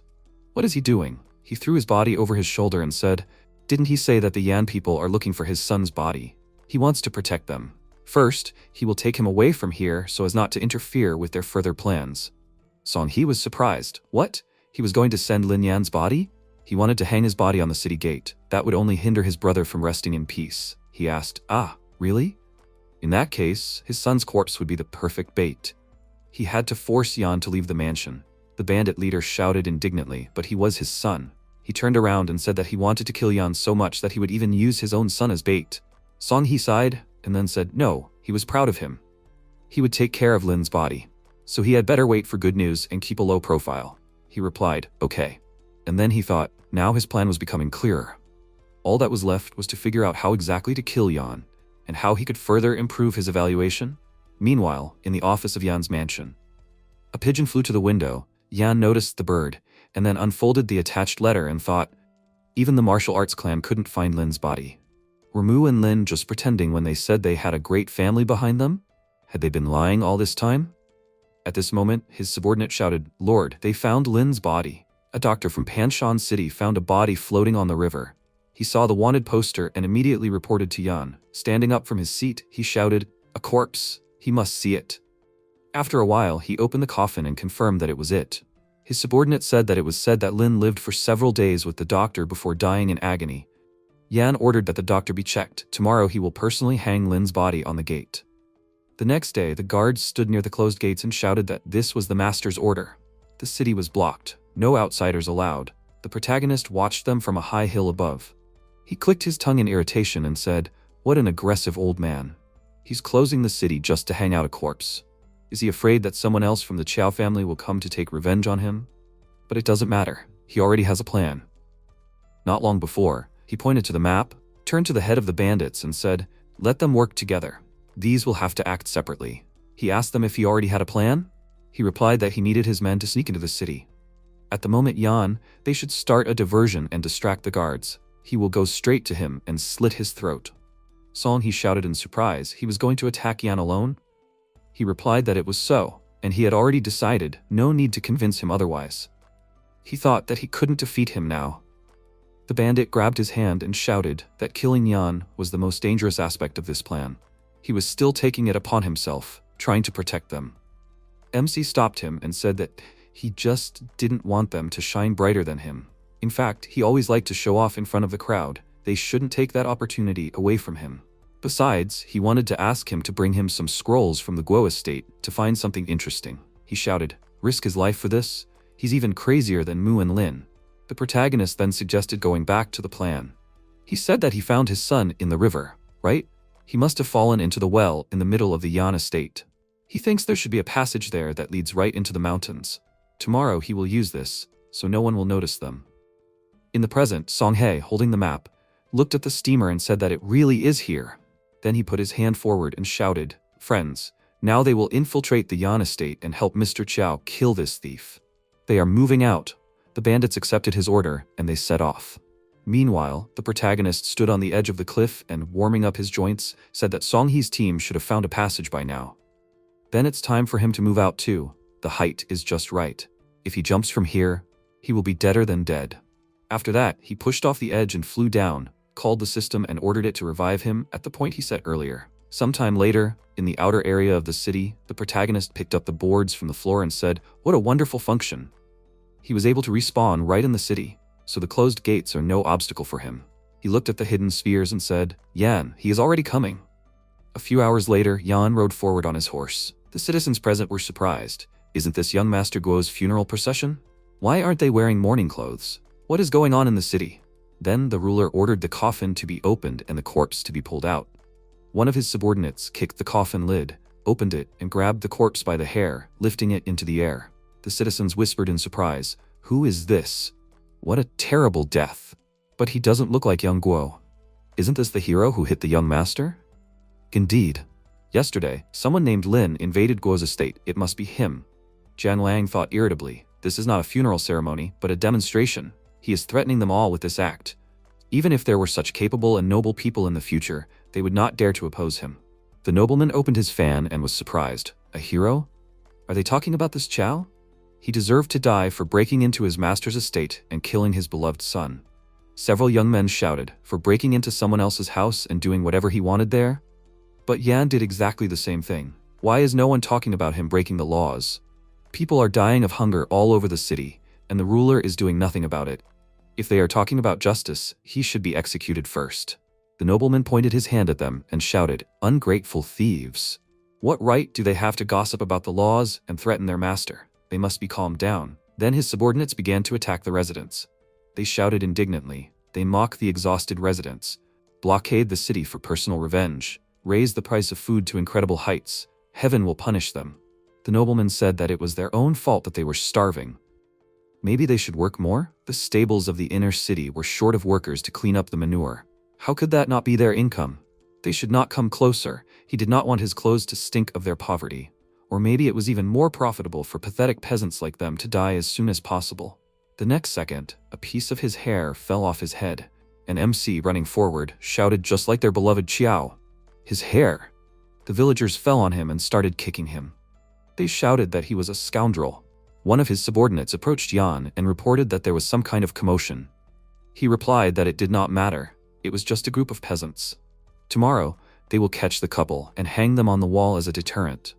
The next second, his body was pierced by the protagonist's spear, and he fell to the ground. The subordinates crowded around him and excitedly shouted that this was an attack.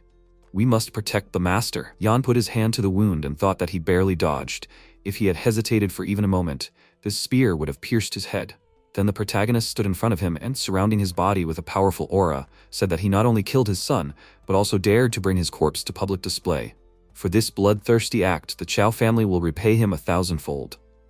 Yan looked at him in surprise and shouted, "Lin? He's not dead?" "No, this cannot be." The protagonist pushed off the ground and resolutely ran forward, shouting that he was wrong. He is his father, Qiao Sen. The ruler was confused. Another Qiao. How many of them were there? And they thought that the Qiao family did not exist? Then he shouted to his guards, "What are they waiting for? They must kill him." MC, smiling, shouted that they must attack. They cannot even think about giving in. The protagonist rushed into battle, attacking the warriors. One of them, swinging his sword, shouted that he must die. MC turned around and pierced his body with his spear. The warrior, turning to the archers, shouted, "Fire!" Many arrows flew at the protagonist, but he swung the spear in front of him, scattering arrows in different directions. Then the warrior ordered to hold the line. The protagonist swung his spear and, throwing it forward, smashed several warriors. One of the guards shouted, "Who is this monster?" He easily destroyed their line. His colleague shouted, "Why is he panicking? They haven't even sent the strongest yet." Wen, holding the master, shouted, "Don't retreat. They must continue the fight." Yan thought, "Damn, is no one in the Qiao family afraid of death? Why doesn't this mad dog give up? Besides, this Sen is incredibly similar to Lin. Even between a father and son there can't be such a resemblance." MC, turning to him, shouted, "Old thief. You will not leave here alive." Wen ran to attack and declared that he would detain him. Then he took out his weapon from its sheath and attacked the protagonist, but he managed to put a spear in front of him and shouted, "He came to avenge his son. What does this have to do with him?" He replied that he should shut up.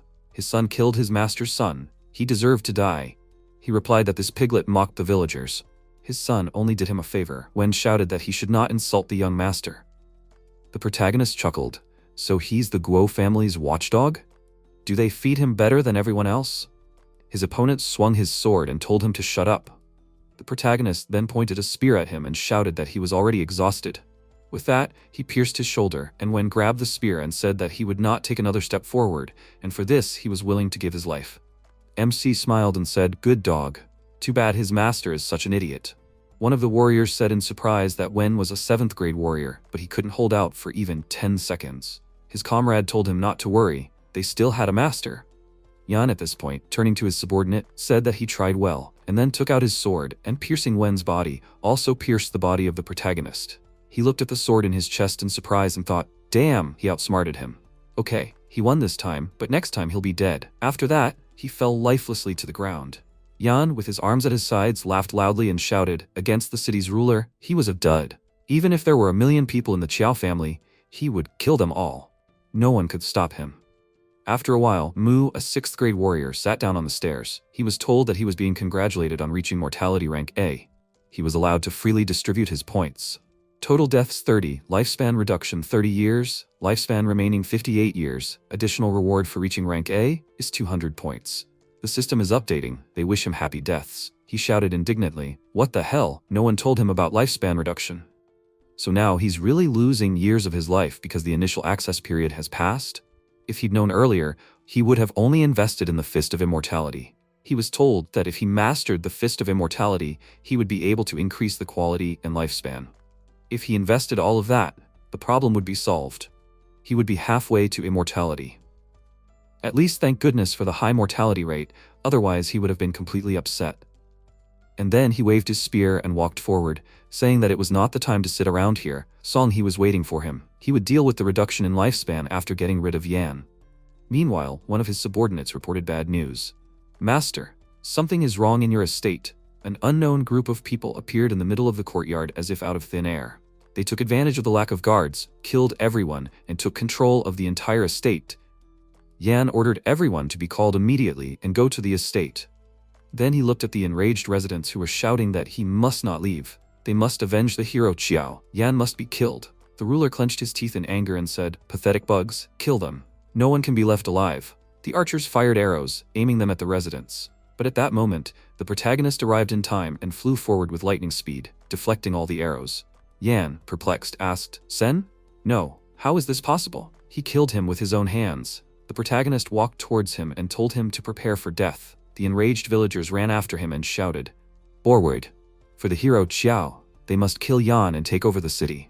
The warrior, turning to his brother, said that the force was not on their side. What should they do? Turning around, he shouted in surprise, "Where did everyone go? Is this Xiao even a human or a ghost? He is not ready to risk his life for such a meager payment. Their citizens are so poor, and now the rulers order them to be killed? He is worse than a monster. He joined the guards to protect the peace of this land. If he kills innocent people, he will not be able to look his parents in the eyes. That's right, he even finished off Wen, who blindly followed him for years. What will happen to them then? To hell with him." Yan pointed his sword at them and shouted, "They cannot escape.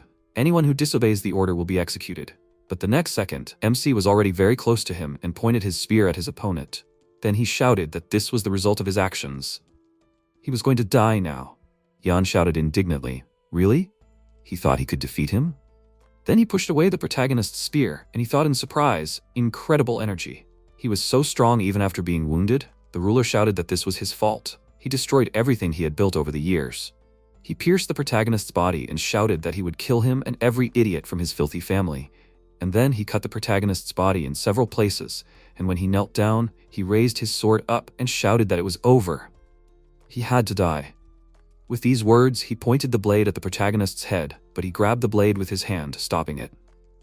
Yan was perplexed, caught the sword with his bare hands. Did he already figure out his technique?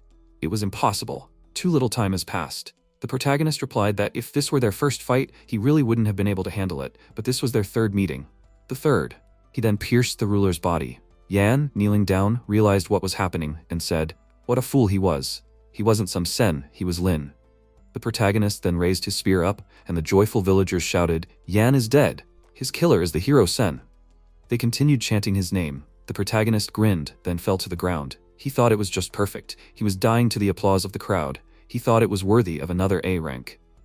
At that moment, Song He ran up to him and shouted worriedly, "Is he okay?" He picked him up and assured him that he didn't have to worry. This time he would be able to save the hero's life, he promised. MC thought he should let him go. There was no need to save anyone here. Sun He? What a callous, heartless idiot he is. MC sat on the bed in annoyance, and Song He circled around him saying, "Uncle Chow, he's I?" His body is incredible. He recovered so quickly. Really, there's something wrong with his face. Is he upset about something? Song He sighed and lowered his head and said, "His chi channels are completely disrupted, and there's not even a tenth of his internal energy left. It will take a long time to fully recover. Their city is lagging behind in medical matters. It will take him time to find a cure." Song He grabbed Xiaomu's hand and told him not to despair. He'll do anything to cure him. MC frowned and thought, he's asking, not that. He'll feel better if he doesn't touch him at all. It's good that he can escape. Xiaomu adjusted his kimono and said that he wants to get some fresh air. Song He asked, "Uncle Chow, does he want to find a body?" MC turned around, puzzled, and asked, "Body? What body?" He thought, oh no, he forgot that his body was lying on the street. Song He replied, well, he was kidding. Uncle Chow is so smart, he asked someone to pretend to be himself to fool Goyang. No need to worry, they buried him. The city will not forget his noble sacrifice. They planted chrysanthemums on his grave, and he will never need ritual money. Xiaomu laughed and said, how sweet of them. He asked, by the way, are there any martial arts clans around the city? Song He replied that as far as he knew, there weren't any, but there were still a couple active in Heian Prefecture. MC asked again, Heian Prefecture? Isn't that in the north? Song He replied, exactly. Xiaomu thought, now he understood why he was drawn to the north ever since he started learning the legendary martial art. So the Qiao family should be there. He stood up and said, great, then he will go to Heian Prefecture, and Song He should take care of the city. Song-hee asked. Right now. But his wounds have not healed yet. Why not rest a little more? Xiaomu put his hand on his shoulder and said, it would hardly make a difference if he stayed here. But on the way to Heian, maybe he could find some medicine. Song-hee replied slightly disappointedly. That's right. MC thought that he just wanted to get rid of him quickly, his little misfortune. Song-hee asked Uncle Chow to wait. If he intended to leave, he could at least write him a letter of introduction. He had an acquaintance in that area named Shen Chin-hee. He's a government official, so he should be able to find a job for him without any trouble. MC turned around and asked in surprise, What? He thought he was a bandit. How could he have friends in the government? Is he a thief in law? Song-hee wrote a letter and replied, they used to work together a long time ago, but they wouldn't talk about it. Xiaomu put his hand to his chin and said, that's just like him. He's not a bandit, but he's not an honest citizen either. He just asked me to write that his name is Xiaomu. Xiao Sen is Guo Yan's killer. He doesn't want to attract too much attention to himself. Song-hee smiled and replied, of course. He handed over the letter and wished Uncle Chow a safe journey. MC took it and replied, he's a good guy. Song-hee, he'll repay him for his kindness. He offered to split their loot. He opened the chest and Song-hee said he couldn't believe he stole all this from the common people. He is really worse than a monster. MC pounced on the pile of coins and laughed happily. He shouted, what riches? He looked at Song-hee and said that he can take it all. Song-hee widened his eyes in surprise and asked, what, all of this? Xiaomu replied that many of the townspeople were dying of hunger. They couldn't leave things as they were. He asked him to spend the money on food for them. They would be grateful to him. MC stood up and said that the government would soon send a new manager. And he might even be worse than Guo Yan. He put his hand on Song-hee's shoulder and said, so he should be the one to lead the city. He should use this to achieve his dream. Song-hee threw himself into his arms and shouted, Uncle Chow, he is so noble that he cares about his smaller brothers. His respect for him is like an inexhaustible turbulent stream. Xiaomu put his hand in front of him and said, that's enough already, he's not gonna leave empty-handed. He took out a book and said that he was taking this with him. Song-hee replied, that was a good choice. Endless Path of Immaculate Yang. It's an ancient technique. MC asked, is that true? He said to let him take a look. On the page of the book, it was written that in order to learn this technique, he had to watch 99,000 videos about tralalero tralala. Song-hee asked, Uncle Chow, he has a wife and children, right? It seems like this technique won't suit him. Xiaomu thought dissatisfied, what do you mean it won't suit him? It wasn't long ago that he was 15 years old. He can't lose even a drop of yang energy if he wants to practice this technique. How can a young man in his prime be able to endure this? Song-hee took out a scroll and asked, Uncle Chow, how about mortal body transformation? MC asked, what is this? Song-hee replied that it was a modern technique developed by a legendary warrior. It described many techniques of varying difficulty levels. At the very beginning, it detailed the art of makeup and techniques that could slightly change the length of bones. But if he managed to reach the end of the book, he would be able to unlock techniques that could change flesh. That way, he could become any person. Xiaomu asked, is such a powerful technique even possible? They had some good loot today. Song-hee nodded his head and replied that he was right, but the text was very complicated. It would take a long time to decipher it. Why don't they watch it together? He could always go to Heian. MC thought that he wanted to convince him to stay, but alas, he couldn't die here. He grabbed the scroll and ran away. He said that Mr. Wong had helped him a lot. It would be credited to him in the future. See you soon. Song-hee said that they would meet again someday, and then he would ask him to be part of his plan. After a while, MC ran into the house and threw open the door and shouted, Sister Shui? He looked around and asked, did she really leave this place? At that moment, a woman's hands fell on his eyes and Shui asked, and 7 days have not passed, where would she go? Xiaomu laughed and said that today is exactly the 7th day, and he defeated that old man Guo Yan. He looked at her carefully and asked, Shui, what's wrong with your appearance? At the same time, she asked a question. Xiaomu, is he carrying a bag on his shoulder? They stood in awkward silence, and then MC said, Shui, he is going to Heian Prefecture to find the missing piece of the immortal fist. Shui asked again, Heian Prefecture? What a coincidence, she was also going there. Xiaomu put his hand to his chin and asked, coincidence, seriously? Isn't it because she misses him? She's just obsessed with him, she should confess. Shui screamed, not at all. There are a lot of immortal families in Heian Prefecture. It would be useful to get to know them. MC asked, is that true? Shui started to leave and said that if he wants to, he can believe it, and if he doesn't want to, he doesn't believe it, and she went. Xiaomu ran after her and shouted, Shui, he was joking. No need to be angry, please. Sometime later, in Heian Prefecture, in Shen Chin-hee's house, MC said that his name was Xiaomu. He came to see him at the instruction of Mr. Wong. Shen Qinhe, an official of Heian Prefecture, asked, "Did he really recommend him? It says here that he is seriously injured, but he looks quite healthy." Xiaomu replied that he walked for a long time. He thought that he had simply died on the way here, but he had managed to reach the initial level of the infinite path of immaculate yang and mortal body transformation. Qin He asked, "Where is Master Wang now?" MC replied that he lived in the mountains and was extremely difficult to find. He had stumbled upon him by chance. Qin He frowned and asked, "Should I recommend him after a chance encounter?" Well, it doesn't matter. He wouldn't pry any further unless he himself was willing to reveal it. What a pity. His handwriting brings back memories. If it weren't for the medicinal recipes he wrote down, he would have died many years ago. Since he vouched for MC, he must be a reliable person. At the moment, they only needed scribes and constables. He could choose. Xiaomu thought that as a constable, he would be able to move around the city freely, so he would be able to find out more about the martial clans and families. He put his fist to his palm and said that in that case, he wanted to be a constable. After a while, he came out and said that he was Xiaomu, the new constable. The warrior put his hand to his lips and said, "Mr. Shen never had favorites. How did he become a constable so quickly?" The man asked, "Does he know this guy?" Suddenly, a loud scream was heard. "Silence!" Yin He, the head constable, said that they were all on the same team now. She asked the guys to be polite to MC. She suggested that they get down to business. They must have all heard about the Wu Chang monster case.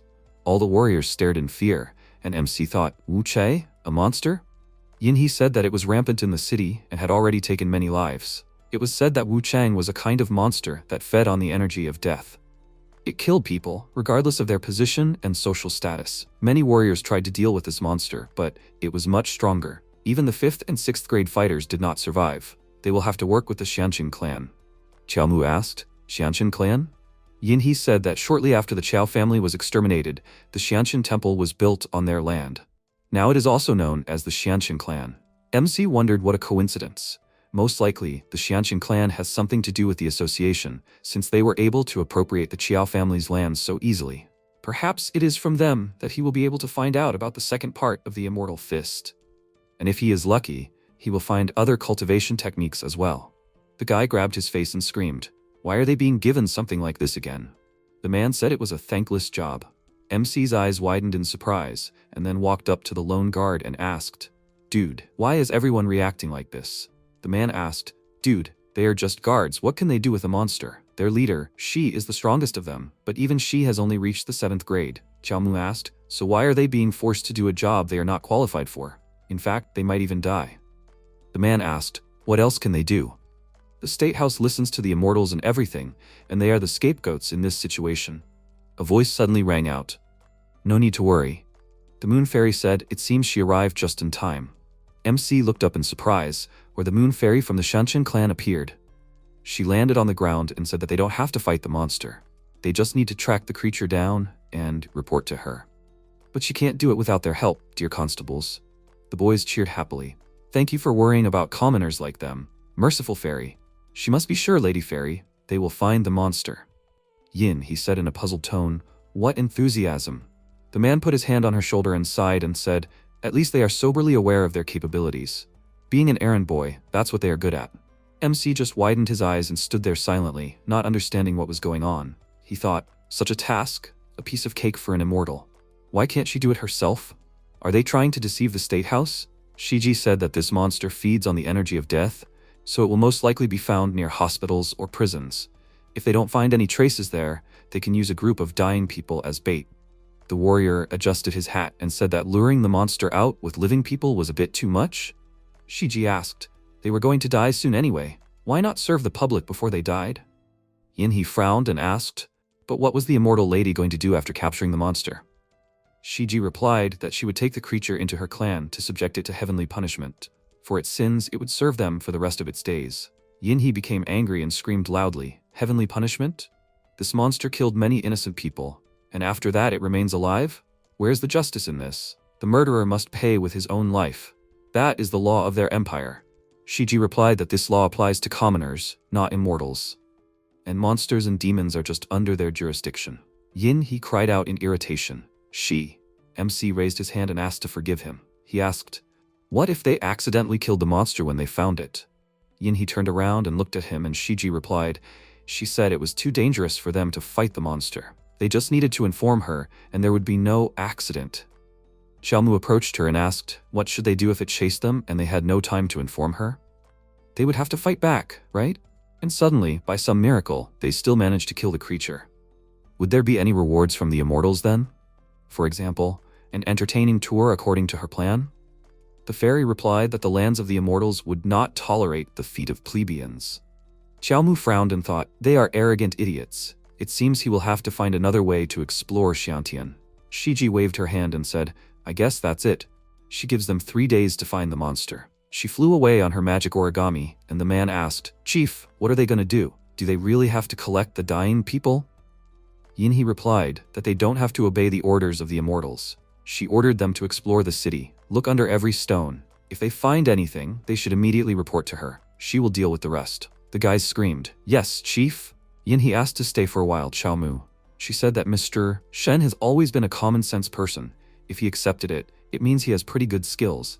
Was he just bullying the fairy, or does he really have an idea on how to kill this monster? MC adjusted his hair and replied, Chief, she is overestimating him. He just asked her an obvious question. Yin. He frowned and asked, Seriously? Xiaomu replied, Of course. She told him to go get the others and he accepted it. MC turned around and thought, a monster that feeds on death energy. He himself could become the creature's bait. Sometime later, in the eastern district of the city, in a tavern, a drunk immortal. The gentleman stood at the window and watched the people, when suddenly there was a knock on the door and he ordered them to come in. Chuxin, the winged fish guard, appeared at the threshold and said that they had news about Wang Songhe. The man rubbed the ring on his thumb and ordered him to speak. Chuxin said that their spy assigned to Shen Qin. He reported that someone named Xiaomu showed up at the state chamber, where he was appointed constable. He had a letter of recommendation from Wang Songhe with him, but he did not reveal the details. Most likely, Qin He does not know anything either. There are rumors that Song He could have taken the path of an immortal. The gentleman put his cup down on the saucer and said that this was nonsense. He hates immortals with every fiber of his soul. Why would he become one of them? Chuxin replied that people change. He had remained silent for decades, and now he suddenly recommended someone. So this Xiaomu is also not an easy person. The gentleman asked to arrange a meeting for them. After a while, there were girls sitting on the floor in the room. Lin Lin said, Yuxue, she was still a child when they last saw each other. 10 years have passed, but fate brought them together again. Yuxue said, Elder Lin Lin, she? Lin Lin interrupted her and said that she knew what happened to the Qiao family. The path of the immortals, or the path of martial arts, in essence, they are not much different. She was born with exceptional spiritual perception. Wouldn't she like to develop it? And if she is so reluctant to join the immortal clans, why doesn't she stay with her? Yuxue replied, Okay, Elder. She wondered, what is Xiaomu doing now? At this moment, MC was sitting behind bars and picking his nose. The guard ordered him to behave properly. With such tricks, even 10 lives would not be enough for him. Xiaomu told him not to worry. He was not going to run away. He chuckled and thought that this was exactly the place for him. Earlier in the Jade Tea House, a man was telling a story, and then the hero Xiao Sen shouted that he was a warrior and his path lay only forward. And after these words, he killed Guoyan with just one swing of his spear. And then he spectacularly walked off into the sunset. MC was sitting at the table and asking, why do they care about him? There is a monster walking around the city. It would be better if they talked about more pressing matters. He twirled a small seed between his fingers and thought. He thought that he would be able to ask people about the monster, then he would find the creature sooner and die happily. But instead, he had already wasted half an hour gossiping about himself. Suddenly, a gentleman came up to him and said, The constable of Haiyan Prefecture is listening to fables in a tavern during working hours. Is he neglecting his duties? MC asked. Is he sure he knows how he should work? The gentleman smiled and said, Not at all, he was just joking. He thought that this was far from an ordinary person. Even from his aura, you can tell that he's a big shot. The guy behind him's energy is also incredible. He must be a martial artist too. Xiaomu yawned and asked, If they like to spy on other people's affairs so much, why doesn't the emperor tell him what he should do? Chuxin cried out in annoyance. Insolent. The gentleman raised his hand and said calmly, his assistant is a bit harsh in his expressions. He is very curious. In his opinion, what kind of person does the emperor seem to be? MC frowned and thought, what kind of person? One who is better off dead. He still hasn't managed to kill him. He was supposed to pass through Yancheng, but for some reason he never showed up there. Why didn't they put a bounty on him after killing someone like Guoyan? He was so hoping that the court would sentence him to death. He thought that they were probably government officials, and then his death would be known throughout the empire. The rating must be incredible. Xiaomu jumped up from his seat and shouted, what kind of person did he see the emperor as? The ruler of a millennium. Everyone around turned and looked at him questioningly. The lord fanned his lips and asked, seriously? Isn't he overestimating him? MC smiled and replied, not at all. They remember what imperial nickname he ascended to the throne under, right? Yongtae, which means endless peace. And the first thing he did was go lick the boots of the immortals. After this, they will be ashamed to even threaten them. What a truly endless peace. Chushin's eyes widened and thought, did he dare call the Lord a coward? The Lord said that immortals are an indestructible force. Even the strongest martial artists didn't stand a chance against them. The 100,000-strong army was wiped out. Maybe the Emperor saw the whole picture of what was happening and so he had to compromise? MC asked again, does he mean that he has some kind of cunning plan that no one can prove, right? When he is nothing, he gets hit on the head. Compromises are for the weak and helpless. Although it is one thing when he retreats to accumulate strength and strike back, and another when he agrees to become their watchdog. But what in the end? Do they remember Yanshan? The people there were dying of hunger. The ruler knew about it, but did nothing. The state salary is no better. The emperor claims that he rules on behalf of the heavens. However, ordinary people are nothing more than meat to him. He is ready to dispose of them if the immortals so desire. The people are suffering, but the state house can do nothing to help them. Who knows how many more cities like Yancheng are there? Although, what else can you expect from the Son of Heaven who puts himself above other people? Chushin slammed his hand on the table in irritation and shouted, what kind of ridiculous nonsense is this? Xiaomu stamped his foot and screamed, what's wrong? Everyone knows that the emperor dances to the tune of the immortals. He built residences for them in every major city. Isn't that sucking up? Chushin told him to shut up and asked how he dared to insult his majesty. The man asked where this fearless youth came from. The storyteller frowned and said that this was much more interesting than his tea stories. The gentleman frowned and thought, he was asking for trouble too, obviously. Did he really expose him and do this on purpose? As far as he knew, the former Minister of Justice Song He was of the same opinion. He preferred to die than to surrender to the immortals. However, now things are exactly as he predicted, and this Xiaomu is with him. Chushin grabbed his sword and shouted, according to the laws of the empire, a person who insults the emperor must be beheaded.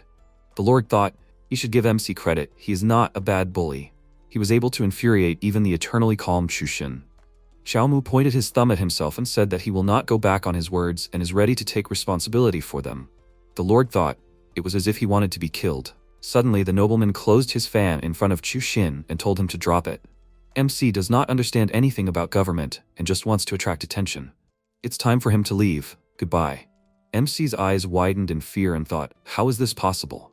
He got into filth up to his ears, and after this, he is going to let him go? He extended his hand and mentally asked him not to leave. He knows worse insults. A guard ran into the tea house and shouted, who is Xiaomu here? MC turned around and said, there he is. The guard said irritably, someone reported that he dared to publicly insult the emperor if he did not go with him of his own free will. Xiaomu interrupted him and asked a question. Is he arresting him? Yes, please, he will not resist. After a while, he held on to the bars and asked, guys, when are they going to execute him already?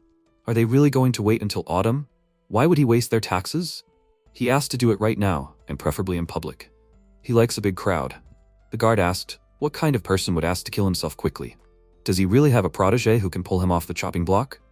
The man asked again, what kind of protege could hush up a public insult to the emperor? He slapped the bars with his whip and shouted, he told him not to make a fuss. Everyone here is a death row prisoner, and he will not escape. MC sat down on the floor and thought, death row then. Well, at least he's in the right prison. The monster feeds on the energy of people like him. Suddenly he saw a man in the cage in front of him, coughing loudly. A shadow of a cat appeared in front of him and meowed. The old man looked at him and asked, Kitty, how did you get here? The little ginger kitten meowed back at him, and the old man picked him up and stood up. He said that with the aura that had spread here, sweeping this place away would be no better than hell. The local rats were unclean. The cat would die if he ate them. He decided to let him out of here, when suddenly he fell to the floor. MC jumped up in fear and asked, Uncle, is he okay? The old man gave a thumbs up and said, perfectly fine. He grabbed his old muscles and said that he was once known as a holy thief. He stole from the rich to give to the poor, and that made him famous all over the world. Xiaomu said that his injury looked serious. The old man screamed, this is nonsense. How could a holy thief get hurt just by tripping a little? When he was younger, he was able to last for about 100 rounds against an incredibly strong martial artist, a member of a great family. If he hadn't made a stupid mistake, he would still be known as a hero. MC frowned and thought that he understood. The old man was going through a dying crisis. But stop screaming already, uncle. The old man spoke. He once robbed a rich merchant, and that carriage when he was just a kid. He rolled his eyes and fell down dead, and MC screamed in fear. Is there anyone there? An uncle fell down. The cat walked up to the old man and meowed, and then surrounded his corpse with dark energy. Xiaomu screamed. What is he doing? He broke down the bars and ran to the old man, touching his nose with his finger. He thought the old man was dead. Constable Yin said that the death energy increases the monster's strength. And if he is right, this is Wu Chang, that same cat. MC beckoned him with 2 fingers and ordered him to eat him. The cat looked at him and meowed, and MC screamed, Does he like the death energy? The cat screamed loudly and then rushed at MC, who swung his fist and screamed, Great, let the fight to the death begin. The cat jumped on his hand and began to rub cutely. Xiaomu grabbed his tail and ordered him to leave. Shouldn't he be a bloodthirsty monster? What is there to be cute about? Has he completely lost his shame? What kind of expression is that? What a suck-up he is. MC wondered, was he pestering him just because he was going to die soon? Suddenly a voice was heard in the passage, a prisoner surnamed Qiao. They asked him to follow them. MC quickly ran in front of them and grabbed the broken bars. The guard waved his hand and said, Sir, this man has publicly insulted His Majesty. He asked to be sure no criminal has ever escaped from this dungeon. Xiaomu smiled and asked, So when will he be executed? Is there any way to speed up the process? He can't wait. The man lowered his head guiltily and said, Sir Qiao is so funny, there was a misunderstanding. He will now pull him out from behind bars. MC threw it in the air and shouted, From behind bars? Are they kidding me? He tried so hard to get here, and now they want him to leave? The guards froze in the hanging silence, and then the man said that it was their fault for not handling the case properly. Even if he managed to escape, no one would stop him. He turned around and irritably ordered that the handcuffs be removed from Sir Qiao immediately. The guard ran in fear and replied, Yes! The man looked at him and thought, MC would have enough strength to break the bars, but he still didn't try. Such a calm behavior after publicly insulting the emperor was only possible if he expected a high-ranking person to come for him. You can't touch a man with such powerful connections. Xiaomu said, One question. The man's eyes widened and asked, What kind? MC asked, Will they bury this old man? He hit his head and died.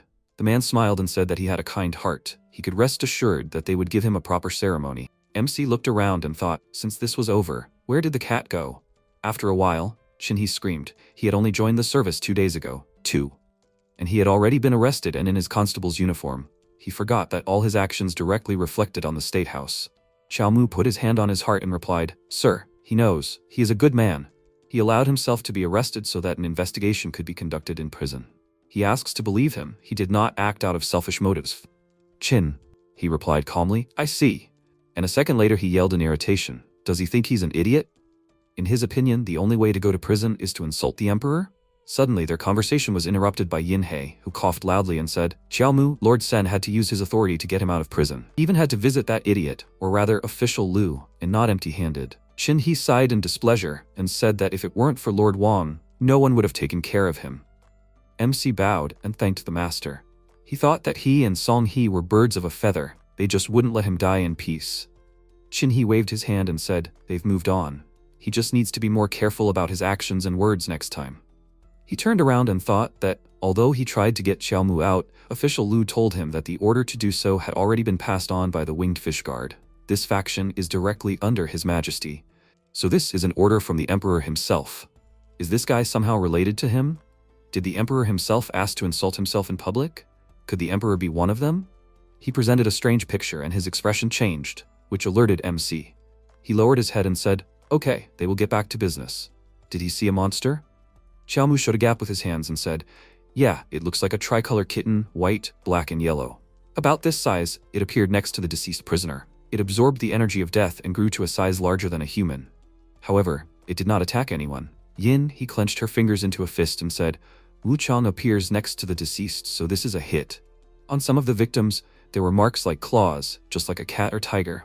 MC frowned and said, Maybe Wu Chang has nothing to do with it. Yin He asked, What was he talking about? Xiaomu replied, What if Wu Chang absorbed the energy of someone who had already died but didn't kill anyone himself? Yin He widened her eyes and asked, Does he mean there was another monster? After a while, the girls were fighting the monster. One of them screamed, Sister Lunar, they can't handle Lady Bi Chin's flying tiger. It gets out of hand as soon as Shiji leaves. Without her, they're finished. Shiji suddenly appeared behind them and irritably ordered them to stop whining. It's their duty to protect the sacred animals. If Lady finds out that they can't handle her pets, they'll be in big trouble. She walked up to the tigers and thought with a smile on her face, idiots, how can she show her superiority if the tiger doesn't go wild? It's lucky that Lady Saint will be gone for another month. If he can catch this Wu-Man monster for her, she can advance quite a bit in her career. After a while, Yinhe was standing on the street and saying that the purpose of their operation was to catch an unpredictable monster. Last night, Constable Chao saw the creature in the western prison, so they need to concentrate their search in the western part of the city. They can begin. After a while, MC was walking down the street when suddenly a shadow appeared behind him and a kitten attacked his leg, biting it.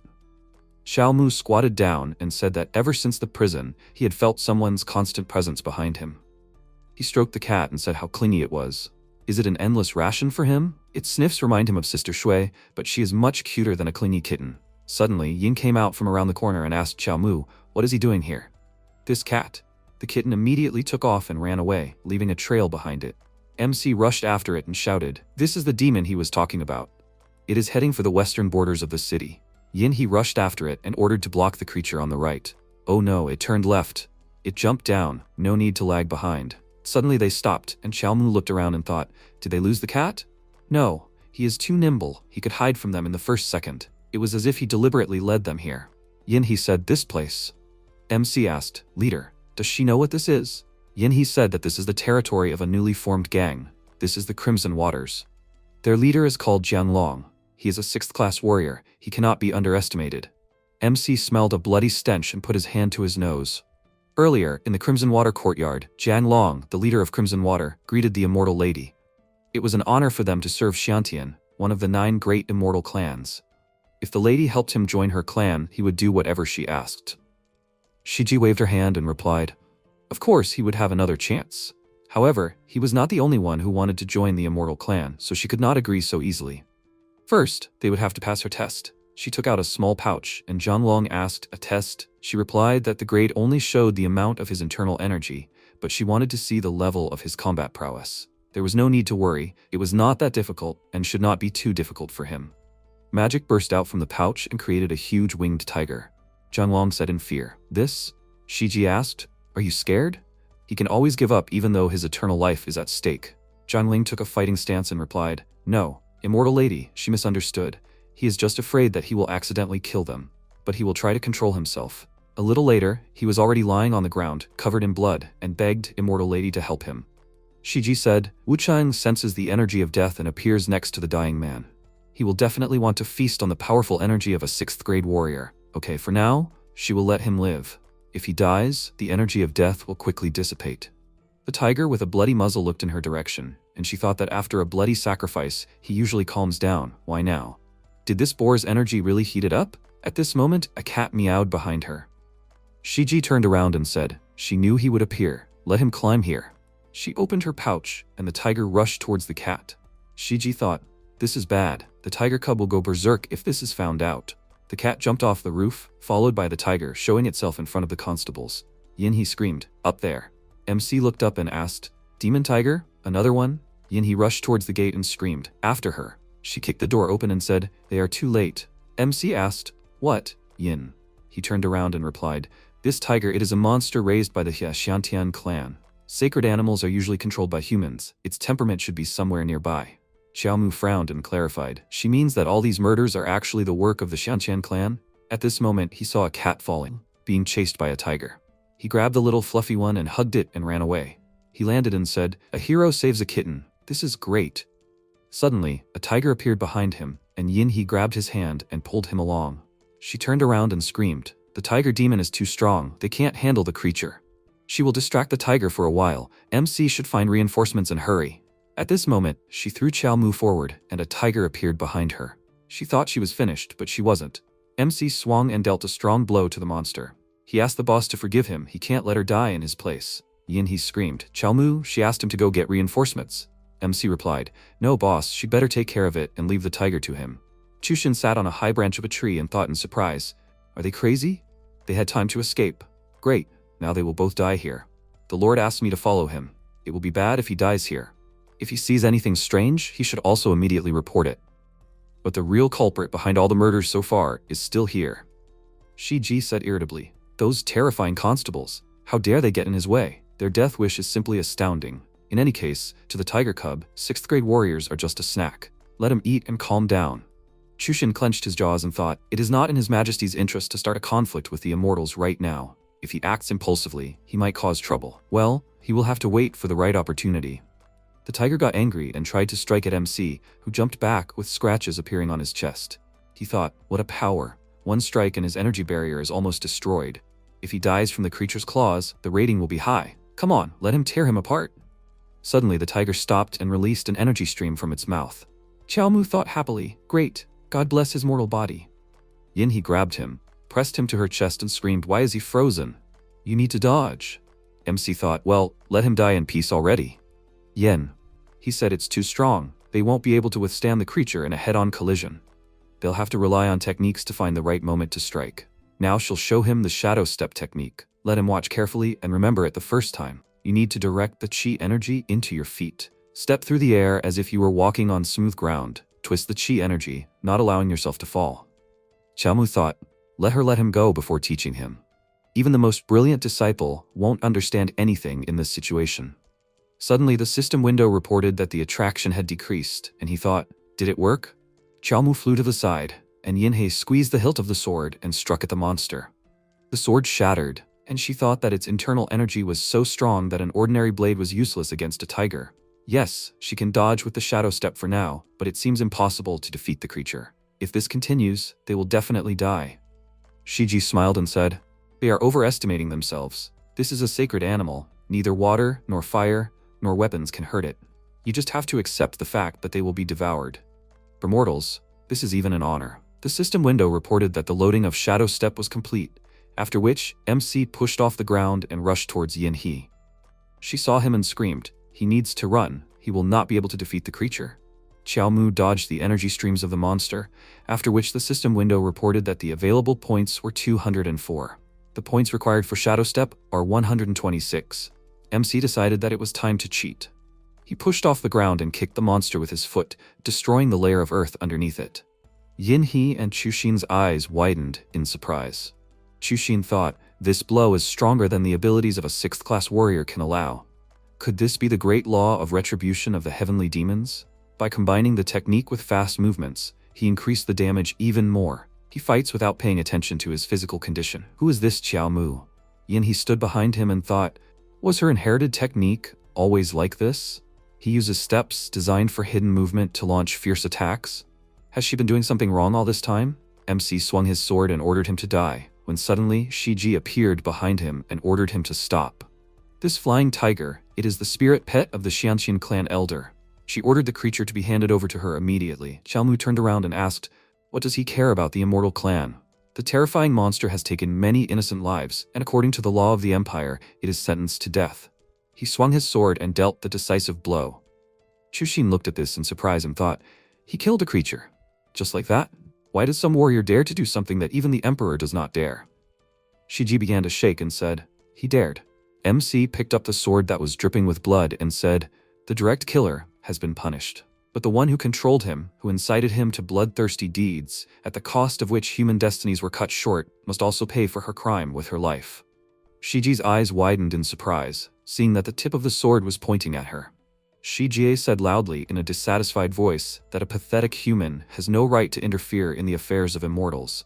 He even dared to slander her? He is the one who deserves to die here.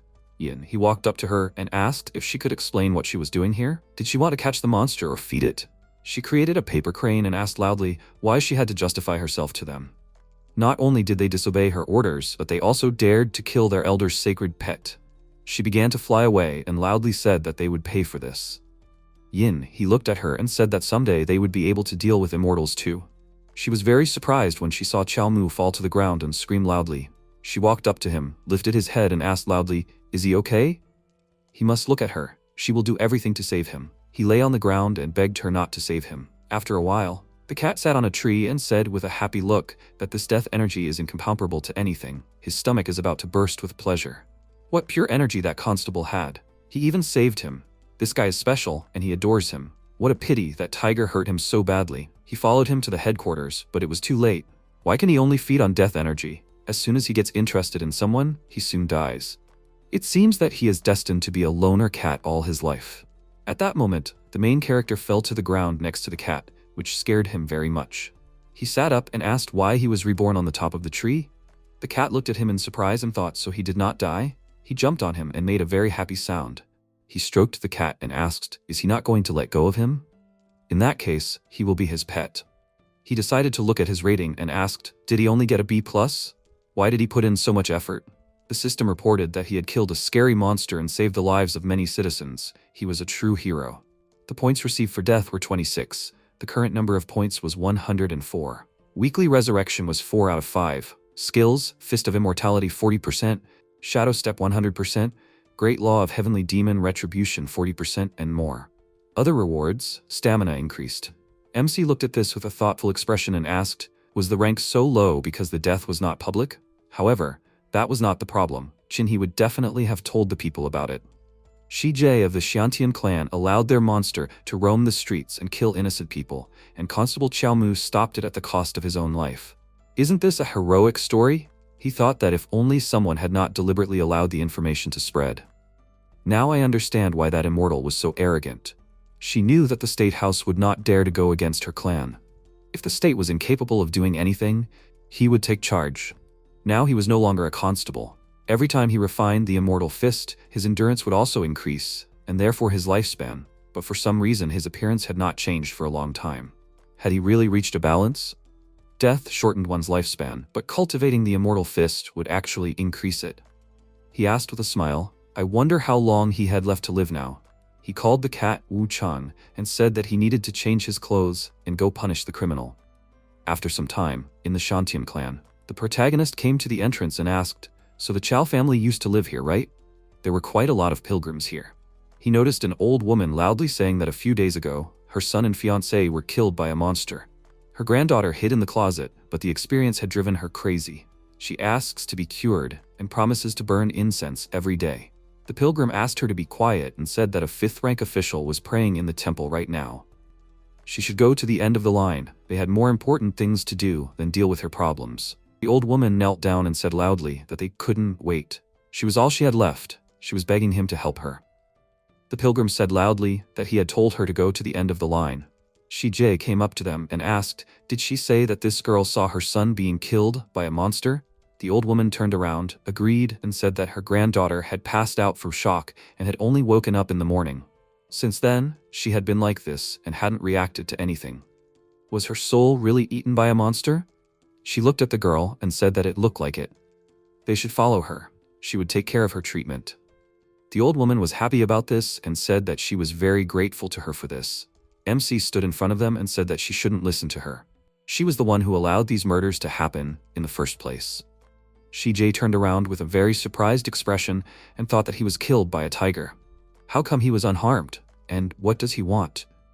The people looked on and asked, is he talking about the monster? Wu Chang? He heard that many people died. The immortal from Xiantian is behind all this. Is this possible?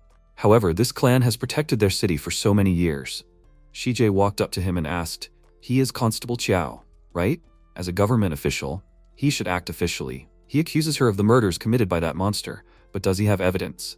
The rest of the people agreed and asked, how can he accuse someone without evidence? Some constable wants to arrest the Lady Immortal? Even the Emperor wouldn't dare to do such a thing. She said with a sly smile that he was accusing her of such a terrible crime because they had a disagreement in the past. As the legitimate representative of the Empire, he had no right to invade the Immortal's abode without causing destruction. Not only had he broken the law, but he had also tried to ruin her clan's reputation. How should she punish him for this? Suddenly, a girl pointed at her and said loudly that it was her. The old woman walked up to her and said that she had come back to life. Everything would be fine now. The people around saw this and began to quietly ask, did this girl just point at the moon fairy? It seemed like he had heard something about the beasts of the Xiantian clan. Did she really release a monster to hunt? If the clan elder found out about this, Shi Jie waved her hand, released a powerful gust of wind and said loudly that they should be silent. How dare they mortals blame her? Did they want to die? She pointed at Xiaomu and said loudly that the representative of the state who caused all this chaos must pay with his life. He will not leave here alive. His comrades will also be punished. The protagonist said that, however, he is a representative of the state. His brother is named Chao Pifu. Since human laws cannot deal with immortals, then he will do it. He tried to hit her with his spear, but a swordsman stood in front of her and blocked this blow. He asked with a serious expression, how dare he attack his elder sister? He began to make many rapid strikes and said loudly that he will definitely kill him and show what their clan is capable of. MC said that this is fencing, which means he is a martial artist. However, why did he become a henchman of immortals? He said loudly that martial artists are only pitiful mortals, and in the Xiantian clan, he can achieve immortality. He released a powerful energy, causing his clothes to tear, and said loudly that killing him would increase his reputation, and then the elder would allow him into the inner part of the clan. He must see his technique, the great law of retribution of the demons of heaven. Immediately after that, Xiaomu punched him very hard in the face, and because of this, he slammed into the wall with a loud sound. He said with a small smile that he already knew about this technique. Shijie threw the talisman towards him, and with a big smile said loudly that he must die. The talisman exploded with fiery energy, but the protagonist immediately jumped to the side. Because of such a powerful flame, his spear melted. He noticed this and thought that it melted in a matter of seconds. Is this the power of immortal techniques? He noticed that his hand was touched by this flame, and he began to scream loudly in pain. Shijie looked at him from the side and asked how he felt about it. This is a bone-corroding talisman that the elder gave her. This flame destroys the soul and burns the bones. Just one touch will condemn him to hell. It will not stop burning until it turns him into ashes. This is his punishment for getting in the way of an immortal. Suddenly, MC walked towards her and asked, "This is an unquenchable flame, right? Let it burn. She will die today anyway." She looked at him with a frightened expression and loudly asked this madman, "Why can't he calm down?" He said with a smile that it was because she, an immortal, had committed so many evil deeds that she became even worse than a real demon. Even if he died, he would prove that there was still justice in this world. He challenged her. He grabbed her, and she began to scream loudly in pain. She thought with a surprised expression that this was impossible. She was an immortal after all. How could she die at the hands of this pitiful man? Wouldn't the elder brothers and sisters come down to help her? Xiaomu was still engulfed in powerful flames and thought that it was good that he had used up all of his immortal fist points. Otherwise, he wouldn't have survived the flames. However, his body had still reached its limit, but now she couldn't hurt this old woman and her granddaughter anymore. Moreover, he had killed an immortal in front of a large crowd. This would be legendary. Death by fire is incredibly beautiful. The death rating simply had to be high. Suddenly, someone threw a sword next to him and it pierced the fence behind him. Because of what happened, his hand fell to the ground and he screamed loudly in pain. The people around looked at this in surprise and said loudly that it seemed like the Xiantian clan had come for revenge. They should look at this hero. The flames disappeared. He killed the evil immortal. This is a truly noble deed. The unholy fire could not burn him. The protagonist looked at the sword flying nearby and thought that the flames stopped this sword. It cut off his hand that touched the fire. Then the flames stopped by themselves. It seemed that whoever did this was trying to save him, not cripple him. However, it could have been done earlier. He was almost completely burned and would have been better off dead. He asked if someone could lend him his pants. The people immediately took off their pants with a happy look and said that he could have his pants. The hero's deed deserves special respect. Would he refuse to accept his family's inherited underwear? MC said that the Xiantian clan wouldn't let this go so easily. They should flee from here before they were captured. One of them said that, however, the hero was so badly injured. Why didn't he go with them? He said that they didn't have to worry. He would handle everything. After all, immortals didn't scare him. After all the people left, he turned around and asked if he should show himself already. Who did he owe his life to? There were two people standing in the forest nearby and said that he had ordered them to save him. But he didn't seem very happy about it. It was true, he was as unpredictable as his brother. Who would have thought that he would fight an immortal, much less risk his own life? Xiaomu walked towards them and said that they should go out. After all, he had to repay his benefactor. Chuxin said that he was not worthy of calling himself the son of heaven, since a mere person could administer justice, but he could not. However, he had always understood his situation and believed in his far-sightedness. It was natural that he could not allow himself to act impulsively. The Lord asked. However, what was the point of meekly enduring? He wanted to act freely, just like him, giving thanks for the good and punishing the evil. He had to take him away and make sure that the Xiantian did not follow him. He did not want such a brave man to suffer. They heard something, turned around, and Chuxin said that it was too late. Shijie had died at the hands of a mortal, even though she had used a bone-corroding talisman. At the same time, two people were playing a board game and said that she had always craved attention despite being deficient in talent. This fairy was to blame for what happened to her, but she still brought shame on the Shantian clan. Isn't Brother Qiang in charge of the temple this year? However, it seems like he's wandering around somewhere, so they'll have to figure it out themselves. He's right, after all. The temple is a place of pilgrimage. If they don't deal with that guy, the offerings might decrease. It seems like they won't have to fuss after all. That's right. Since the bone-eating talisman was used, she's probably it. At that moment, the Xiantian elder, Wu Qingxin, flew to the protagonist and asked who he was. He looked at her and wondered, who was this woman? He said that he was a seeker of truth and justice. Can you find out who she is? She started using magic and said that it was boring. The immortal was right even when it wasn't. A powerful energy engulfed his body and he said loudly that this flame was 10 times more powerful than the moon fairies, so it was her he had heard of. Great, he would still die today. They'll see if the heavens like this sacrifice. Qingxin looked at him and thought, were martial artists so desperate that they would send a boy of only the 6th grade to the immortals? She didn't care much about the death of the moon fairy, but she was her subordinate, so she couldn't show an ounce of weakness. She felt someone's presence a second ago, but now there was no one there. It didn't matter, let them go. After all, she didn't have time to make a fuss. After a while, the cat lay on MC's legs and thought that he was a real treasure and could be reborn endlessly. His energy was so juicy. He looked at the system window with a calm expression and said that he should stop sucking death energy from him and help out at least sometimes. He couldn't do much in a fight, but he was very cute. The system notified that the mortality rate was A. He had become a real enemy of the immortals. The death score was 56 points. The current score was 54 points. The weekly resurrection rate was 3 out of 5. Xiaomu said with a smile that he had reached the 4th grade. It wouldn't be long before he could begin cultivating immortality. For now, he had the Fist of Immortality and the endless path of Immaculate Yan to do so, although they hadn't been fully explored yet. There was also Lin Shi's martial arts, but that technique was mainly used by martial artists, not immortals. He thought that, however, that woman from Shantian knew her, which meant she had some connection with the martial arts world and the association. Perhaps if he followed her, he would be able to find the continuation of the Fist of Immortality. Using his ability, he found her in the Xiantian clan elder's residence, the spiritual lake. Qingxin thought that there was a traitor in the association. At the same time, several people were praying in her mountain temple and said that they were lighting incense in honor of their merciful mistress. May her blessings be with them, ridding them of illness and protecting them from evil spirits. She watched this from the lake and thought that the energy was not enough. If she wanted to break through even higher, she needed much more grace. She looked to the side and thought that there was someone there. MC hid behind a rock, covered the girl's mouth with his hand, and said that he did not think that Elder Shanchan would live in such an unsightly place. Although seeing a group of slaves at the gate, he immediately suspected that she was not as merciful as they said.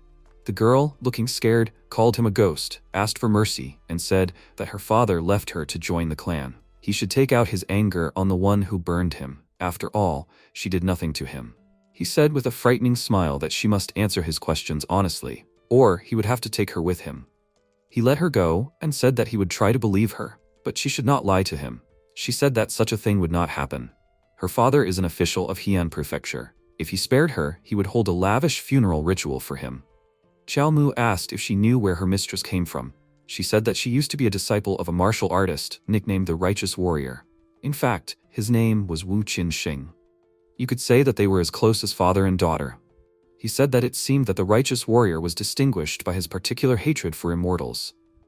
How did his disciple become one of them? She said that he probably didn't know, but 40 years ago, he was defeated by an immortal. Since then, he joined a certain criminal group and went into hiding. Even the elders of their clan couldn't find him. He was the greatest martial artist, but even he wasn't strong enough to deal with an immortal. What could an ordinary warrior hope for in such a case? So about 10 years ago, their mistress joined Shantian. She practiced martial arts, but her exceptional talent for cultivation was beyond doubt. After 5 years, she surpassed her peers. Subsequently, the elders chose her as a worthy example of rebirth from a warrior to a cultivator. Since then, more and more people began to join their clan. Of course, her father forced her, but she did not mind being next to her at all. The protagonist thought that this was a pretty smart move. Now it makes sense why some warriors are willing to do anything for immortals. However, cultivation is a very difficult process that is not accessible to everyone. Therefore, the clan made them simple slaves. However, since Qingxin joined Shanqian 10 years ago, it is unlikely that she has anything to do with the destruction of the Qiao family. This means that she does not know anything about the Fist of Immortality. He asked how much she knew about martial arts. Maybe her mistress taught her something? The girl said with a confused look that she was not worthy of her time yet. She should work harder. She takes care of her pets, arranges her life, including food, water, and sleep. Someday she will definitely gain her favor.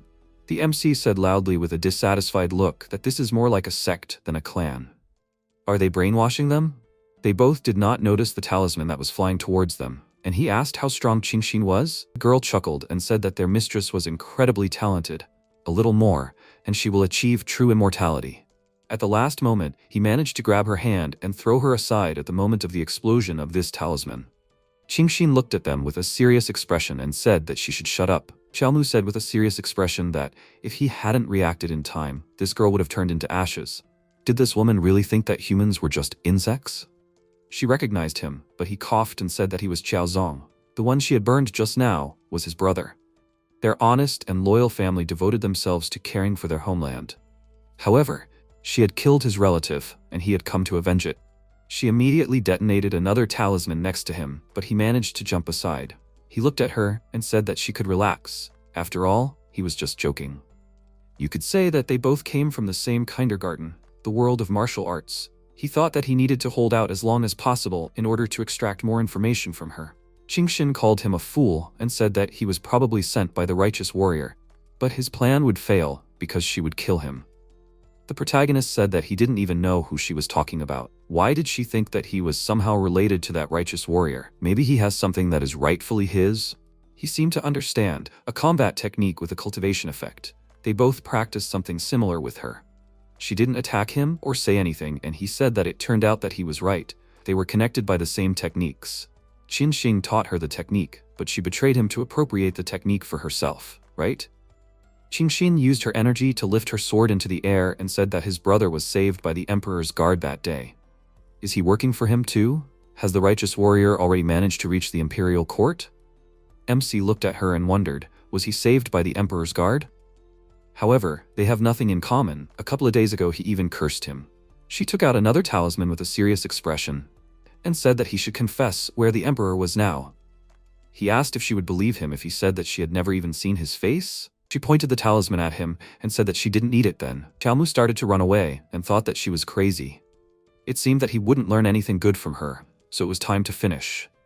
Unexpectedly for him, the girl he had recently saved hit him from behind, and she asked for forgiveness. Because of this talisman immediately caught up with him, which began to burn his body. She knelt down, asked the Lady Saint for forgiveness, and said loudly that she would immediately write to her father and ask him to build a few more temples in her honor. Qingxin looked at her with indifference and said that she should know her place. If she opened her mouth again, she would burn her entire family. After that, she came to the room where the talisman was floating and told Elder Sun that she had been attacked by someone related to the Emperor. He said that he understood her. She should not be distracted from her cultivation. She closed her eyes and thought that Xianqian had been looking for the Emperor for a long time, so this information would be very useful to the clan. Perhaps she could even get some potions that would help with cultivation. She must become stronger. One day, she too will achieve true immortality.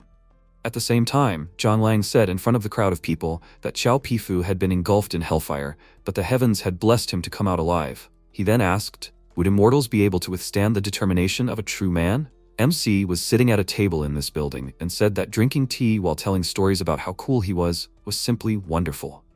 He felt pain in his shoulder and thought that, however, being burned to ashes, especially twice, was not very pleasant. For the second death, he only received a C rank. This was unfair.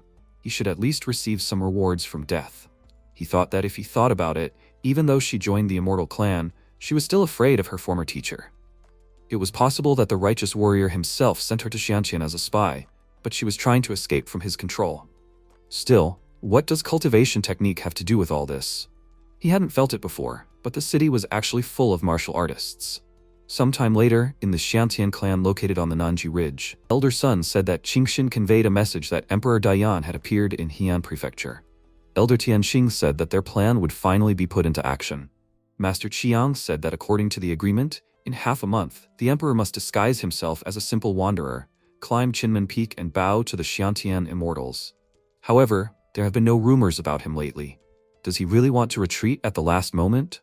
Sun said that in order to hide his movements from the eyes of the other immortal clans, their leader uses a great treasure, the heavenly mirror from Zhongzhou. This impudent man dared to send his man to save a mortal who invaded their temple. Tianxing was indignant at this and loudly asked if he thought that the lack of war with them was due to him. The 9 immortal clans have reigned in the heavens for centuries. 40 years ago, they destroyed the last elite warriors of the empire, and he thinks they are playing games here? Master Qinyan agreed with a calm expression and said that, however, the ancient text said that the emperor's blessing was bestowed by the highest heavens, although he can neither achieve immortality nor ascend. So, cultivators probably shouldn't interfere with his fate? Sun said that they weren't trying to take the throne away from him. However, they wanted to appropriate all the world's resources and greatly increase the flow of grace and offerings. Besides, what was the point of being called the Emperor of Mortals? It was the same as being called the King of the Stupid Monkeys. They should be controlling the Monkey King, not becoming him. Tianxing said that in any case, he would bow to them in half a month whether he wanted to or not. Then they would become the first immortal clan to be bowed to by the Emperor himself, and they would lead the 8 steel clans. Sun said that, however, they shouldn't get into any big conflicts either. Sometimes you need to throw a treat to their Monkey King. Right now, that treat would be Qingxin, since she had burned the Emperor's subordinate. He opened a small cup and said that they only used it as bait for Qingxin. However, after so many years, he still hasn't shown up. What's the point of keeping it to himself? After a while, Chuxin told the master that he had investigated and found that Qiao Pifu had no connection with the Qiao family from Heian that had once been exterminated. In addition, he learned that not long ago, a father and sons with the surname Qiao had been proclaimed heroes in Yanshan. They possessed the technique of the great law of retribution of the demons of heaven. His master asked, isn't the technique that destroys the body a direct path to the extinction of the clan? He didn't know what to answer, but at that moment he felt something, looked up and said that something was approaching. Qiang landed next to them, stated his name and said that he welcomed the emperor. Yunhei went to him and asked what brought the immortal from the Xianqin clan here. He thought about it. He had hidden himself so carefully. How could he find him? He said that he came to hurry him up. After all, he should be at Qinmen Peak in just half a month. By the way, yesterday, some mortal had invaded Shantian Temple. It seemed that his subordinate was also involved. Chu Xin was surprised by this and thought that he had used a blade without any identifying marks. How was he able to tell? Wait, Qingxin was a martial artist before. She must have learned the winged fish throwing technique. Yunhei looked at him and thought about it. He had been careless. But who knew that they would be discovered so easily? Xiantian wanted to use this fact to blackmail him? How could he avoid being worshipped now? He said that he shouldn't think anything like that. He was about to say something, but Qiang said that the blame for yesterday's incident lies entirely with Saint Qingxin and her subordinate Shi Jie. They have nothing to hide. They are honest and fair. So they decided to strip her of her title and banish her from Heian. Yunhei was surprised by this and wondered, is there even one immortal clan that cares about fairness? What do they want to achieve by this? Qiang began to take off and said that since this matter was settled, it was time for His Majesty to move out. They would meet in half a month at Qinmen Peak. At the same time, Zhang Lang ran very quickly through the city, but at some point he decided to stop. He grabbed his weapon and said that if he did not show himself immediately, he would kill him. Xiaomu came out to him and said that he should calm down because he had no bad intentions. His name was Qiao Zong. He had heard that he was the best informant in this city. He would like to learn something from him. Zhang Lang immediately ran up to him and asked with a happy look, so he was also from the Qiao family? He looked exactly like those heroes. He gave his name and said that he was in Yancheng when his relatives performed their great feats. He owed his life to them. The protagonist was surprised by his reaction and thought that he wouldn't have recognized him if he hadn't reminded him. He said with a happy look that since then he has been spreading the fame of the Qiao family throughout the world. He inspires people to resist the tyrant immortals. It's okay, since it's quite difficult to catch him. He must have noticed that he is not an easy storyteller. MC agreed and said that it was not only the sword in his hands that said so, but also the refinement of his techniques. He was clearly an unusual person. He agreed and said that he was actually a follower of the Tingqiao Tower. They looked at each other silently for a few seconds, and he asked which tower he was talking about. Zhang Lang said that I understand. I don't think he's ever heard of it. They are a martial clan that survived the massacre of the immortals.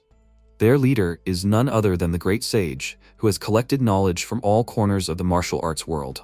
The weapon ranking, the list of great heroes, these are all his brainchildren. He looked at him with indifference and asked, "So they are something like scouts?" Jianlang agreed and said with a sad expression that although their clan has recently sunk to rankings like the top beauties of the empire, the worst scandals of the year, and brothel guides. This is ruining their reputation, which is why he has not heard of them.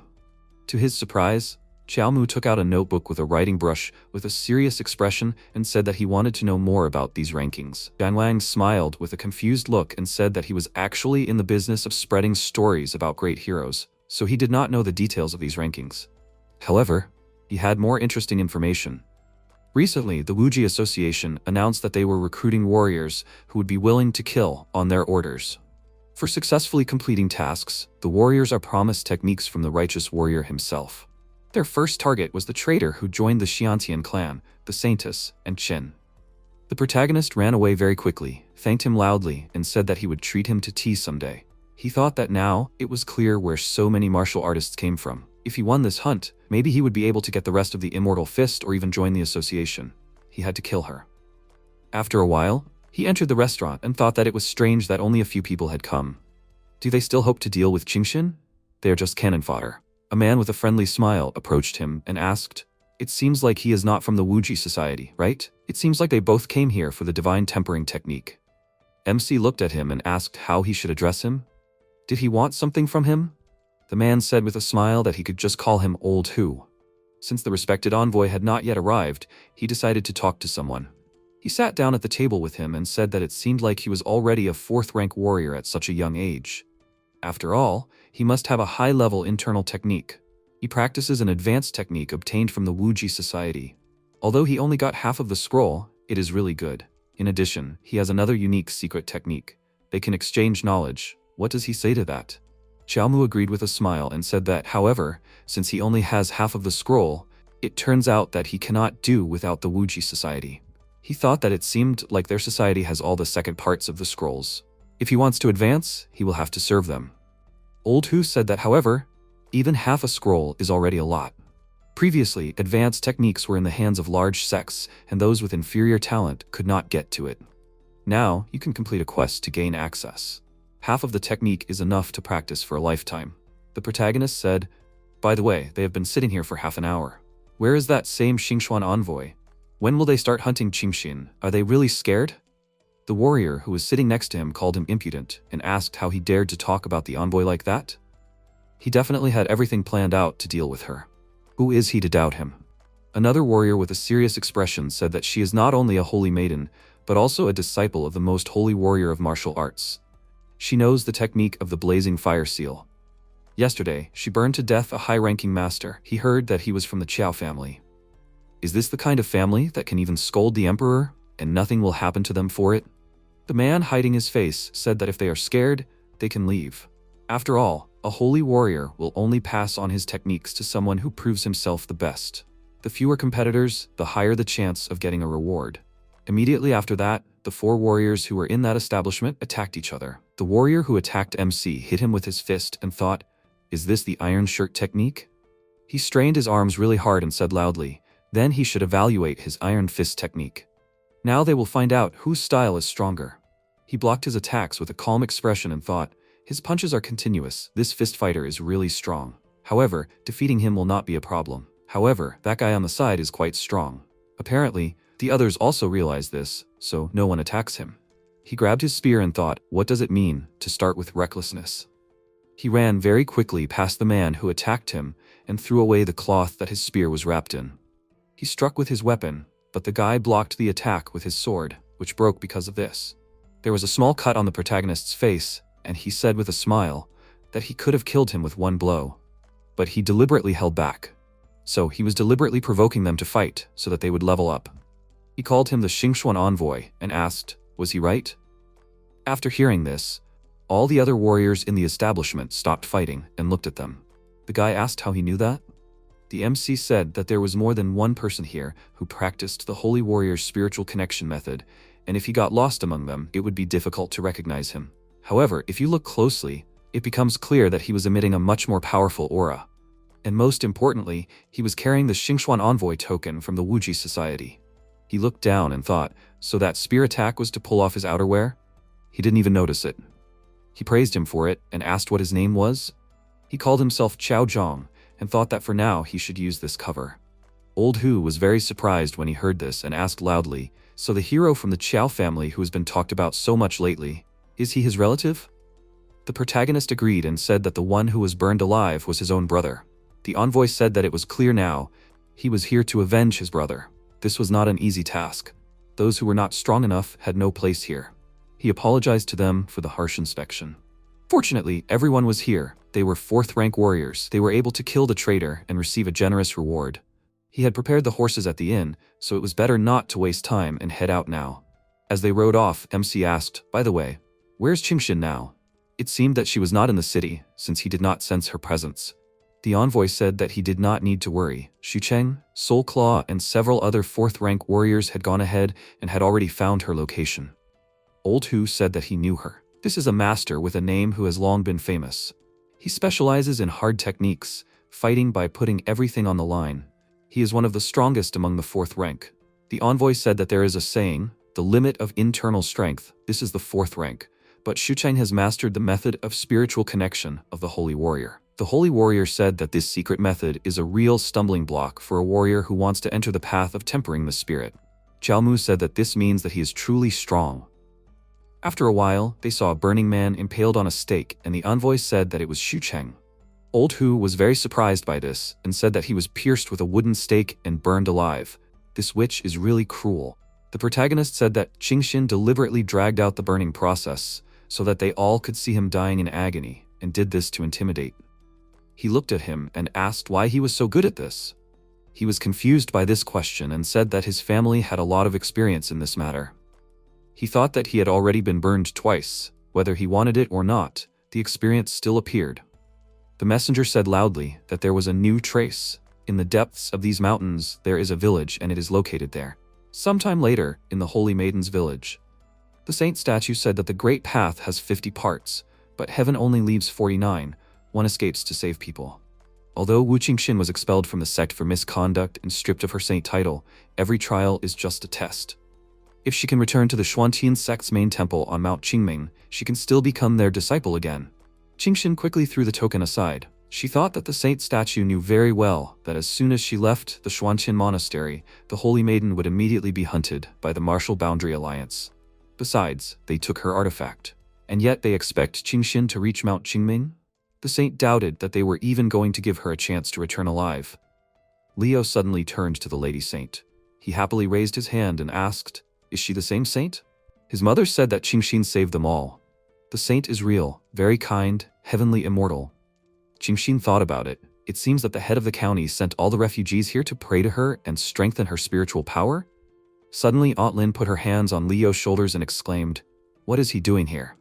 Lady Saint has appeared. She must forgive him for his disrespect. Leo looked at her happily and asked her to look at the fact that the saint came out of the painting. Auntie went outside and asked Leo to run quickly to his mother and not to walk late at night. Leo raised his hand and said goodbye to Aunt. Qingxin clarified, "Did Lin bring this child to the village?" Aunt replied that once, yes. They are all refugees who suffered from disasters. She saw how hungry they were and sheltered them. Later, the city government began to send silver and people little by little, and the village gradually found peace. Lin worriedly turned her head to the side and noticed that so many years had passed and asked if everything was okay with the saint. Qingxin calmly thanked her mother for her concern. Lin raised her hands in fear and said that the saint was joking. An ordinary woman cannot have the honor of being the mother of a heavenly immortal. She really did have a son and daughter, but many years ago. The saint clarified, "Did they die?" Suddenly the aunt became very scared. Qingxin said that that year, the holy warrior exterminated sects to take possession of the battle scrolls. He also came to her family, the Lin family. In order to protect her family, her mother gave her, who had talents in martial arts, in exchange for their safety. But this did not save the Lin family. The holy warrior only pretended to adopt her. In fact, he just wanted to use her strength as a resource for his cultivation. Auntie put her hands on her chest in great surprise and said that this couldn't be. He had promised her after all. Qingxin continued that he had broken all laws for the sake of power. The holy warrior didn't care about earthly laws or human life. She joined the immortal sect to escape from his control, and now even her sect had turned its back on her. But Qingshan doesn't blame her mother and never has. 10 years ago, Mom founded the saint's village to help her on her path of cultivation. The saint tried her best, tried everything, but still couldn't break through to the next level. Now that the martial boundary union is chasing her and the saint herself is barely alive, she only came to say goodbye one last time. Qingshan looked at the night sky and clarified, "Is she a saint? No, she's just a wild grass, devoid of kinship luck." As she left, the saint asked her mother to take care of herself in the future life.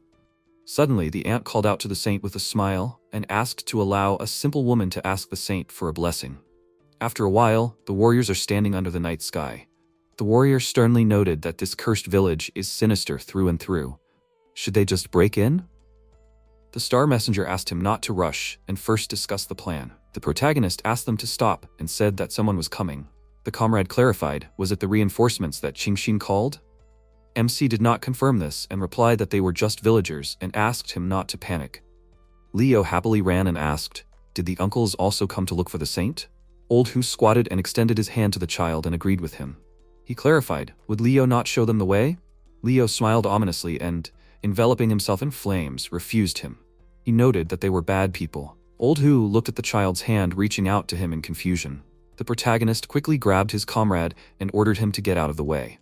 MC looked at the flames heading towards him with great fear. Suddenly, Old Hu gripped the hilt of his weapon and shouted for the protagonist to not move. He quickly struck Lihio with his sword. Zhang happily exclaimed to his comrade that this was not bad.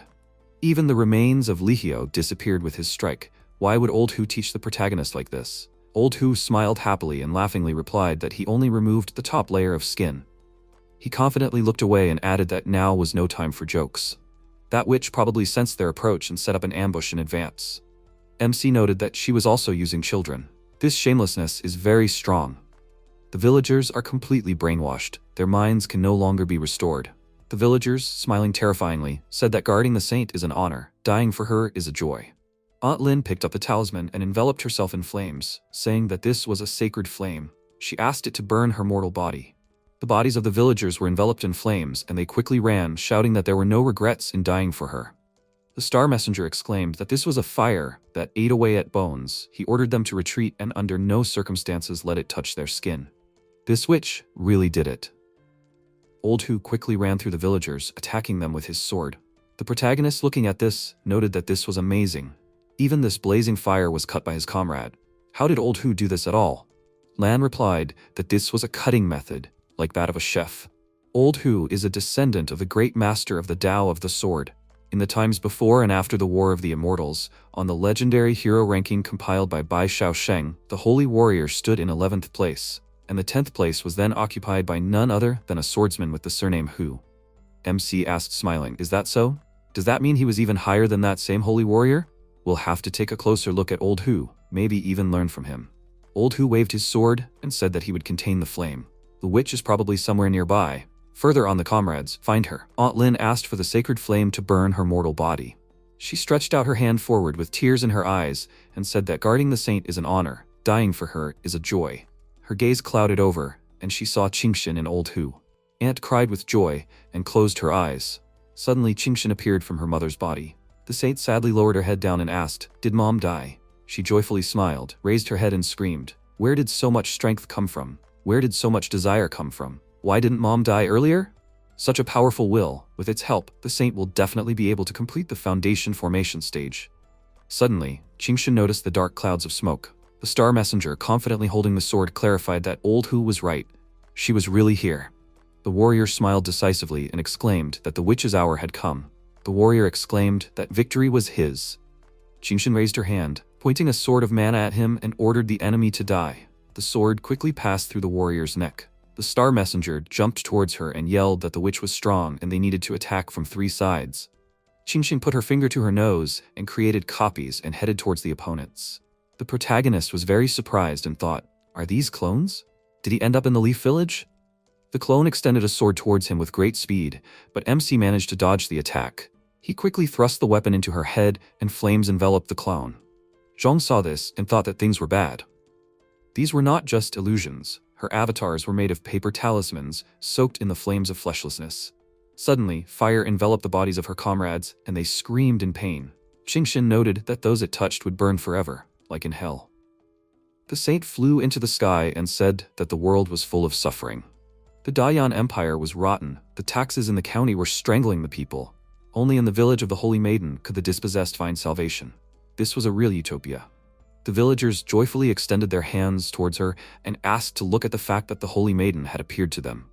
The woman thanked the saint for taking her son and giving him a place in heaven. The villagers raised their talismans, engulfing themselves in fire, and exclaimed that this was the fire of the gods. They asked him to burn away all the sins of the mortal world.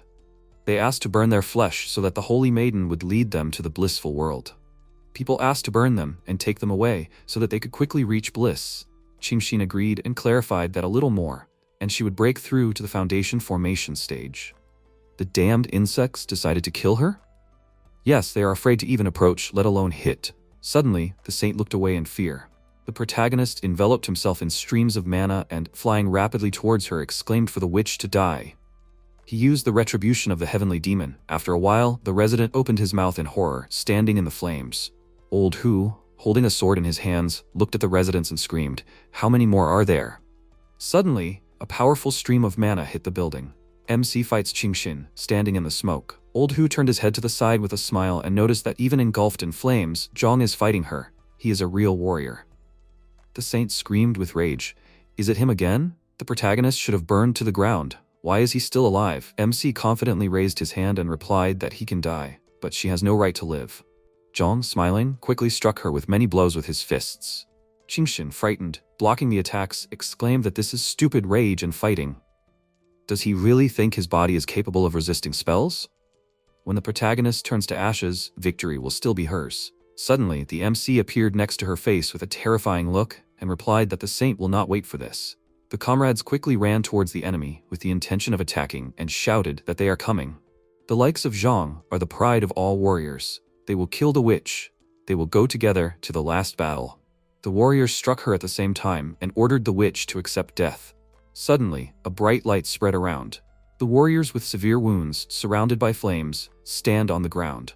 Old Hu looked at the scene in the dark smoke. Qingxin calmly noted that it seems that she is still not destined to step on the path of immortality. The protagonist holds a sword stuck in her stomach. The saint added that if they think that by killing her, they will save her. The MC sternly interrupted her and said that the flame of deprivation of flesh is unquenchable and eternal. Everyone in this village knows this. They are killing her not for the sake of salvation, but for the saint to do. Qingxin, holding the talisman behind her back, began to recover and laughed and asked, "Isn't she right? They fools, who mastered the holy warrior's spiritual kinship, have long been doomed." She asked them to think about it and asked why there is a resonance between those who practice this technique. Why can anyone learn it? Qingxin, with a terrifying smile, answered that it was because this secret technique was created by the holy warrior himself, to make it easier to track and kill strong fighters. The protagonist was stunned when he heard this. Qingxin said that 40 years had passed since the War of the Immortals. The holy warrior went around all 9 provinces, collecting martial arts geniuses. He selected 3,000 talented young men and women. Some became his disciples, some his adopted son or daughter. He passed on to them the best martial techniques, the most sublime cultivation methods, among them, and that very spiritual kinship of the holy warrior. But those who practice this technique are doomed. In the end, they become not disciples but food. He killed them himself and took all their power. The saint lowered her head and asked to guess how many of those 3,000 disciples were still alive. Even if they hid at the edge of the world, the holy warrior would find them, intuitively and inevitably, and kill every last one of them. In this world, neither on the streets nor in the palaces, nor in the sect, nor in the state, they no longer have a chance to survive. Suddenly, Qingxin interrupted herself, coughing up blood. MC looked at her and said that he was listening and asked her to continue speaking.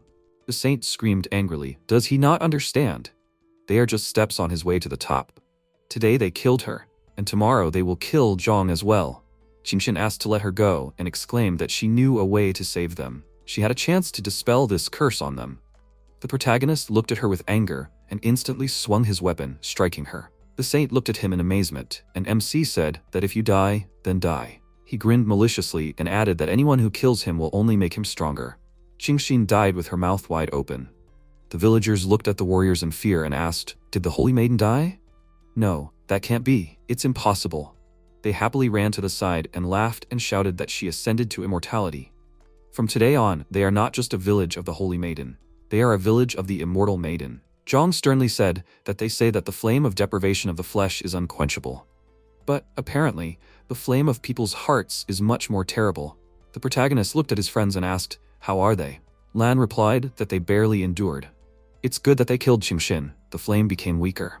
The Star Messenger noted that Old Hu was seriously injured and could no longer help them. The protagonist asked them to try to channel their internal energy into defense. They needed to hold out for at least a little while, and then they would think of something to put out this fire. The comrades obeyed him. After some time, the friends were sitting in a circle engulfed in flames. MC looked at his comrade with a smile and thought that they should hold out, but he seemed to be dying soon. Zhang was waiting for a reward for the quest.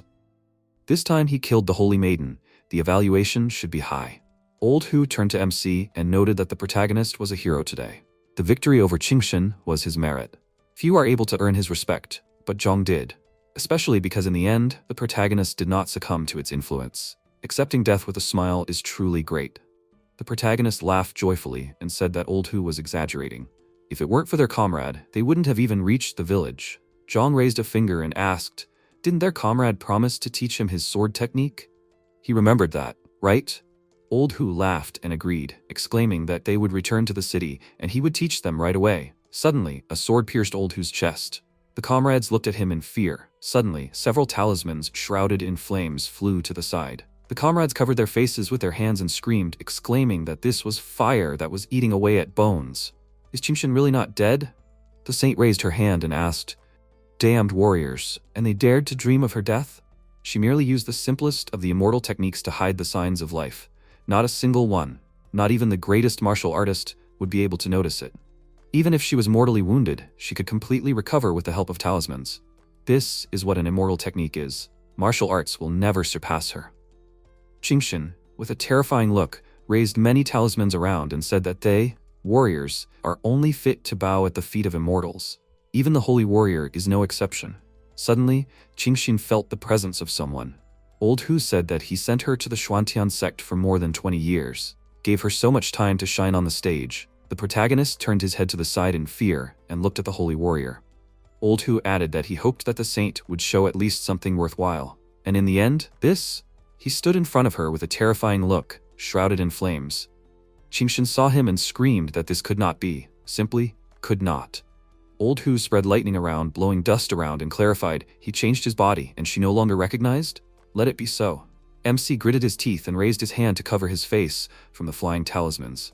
He thought with great surprise that the flames were destroyed in an instant. Lan furiously noted that his aura was hundreds of times stronger than Qingxin's. The Star Messenger said that there was no mistake. He was a holy warrior. The saint shook with fear and asked why he was here.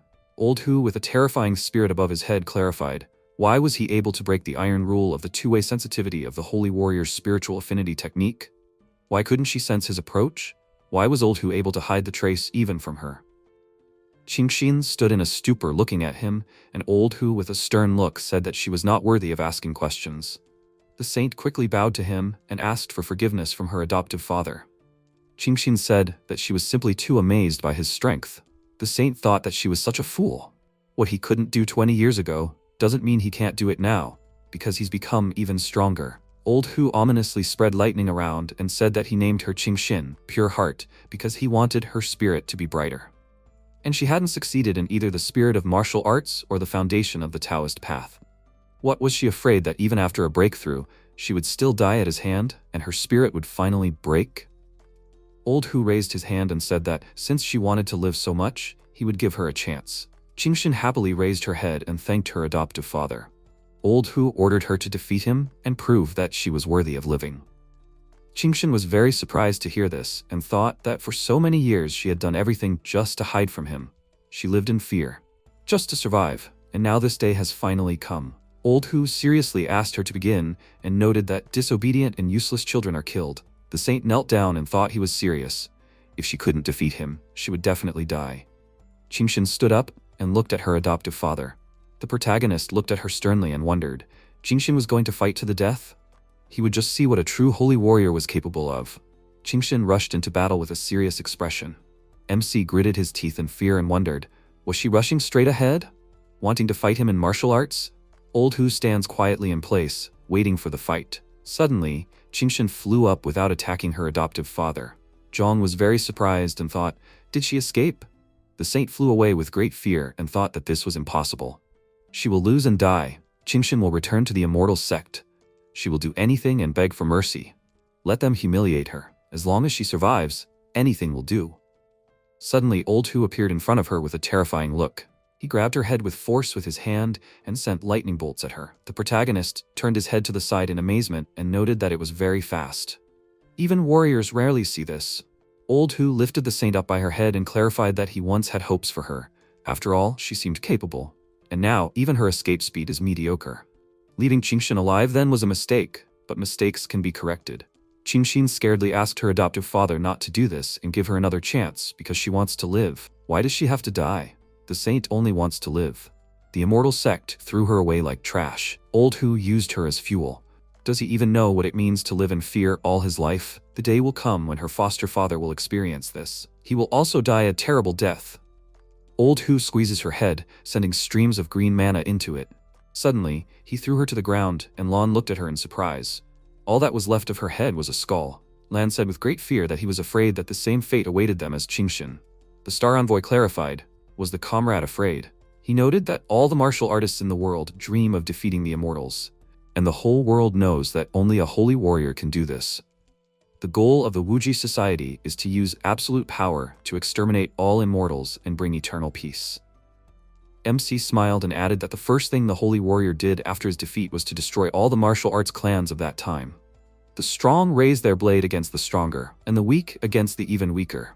Zhang clarified, Old Hu can't kill immortals, he kills his own, and he calls himself the one who will bring eternal peace. Old Hu sternly asked, is the protagonist teaching him what to do? MC sternly raised his hand and clarified that a true righteous man will not save his life at the cost of righteousness. He is ready to die to remain true to himself.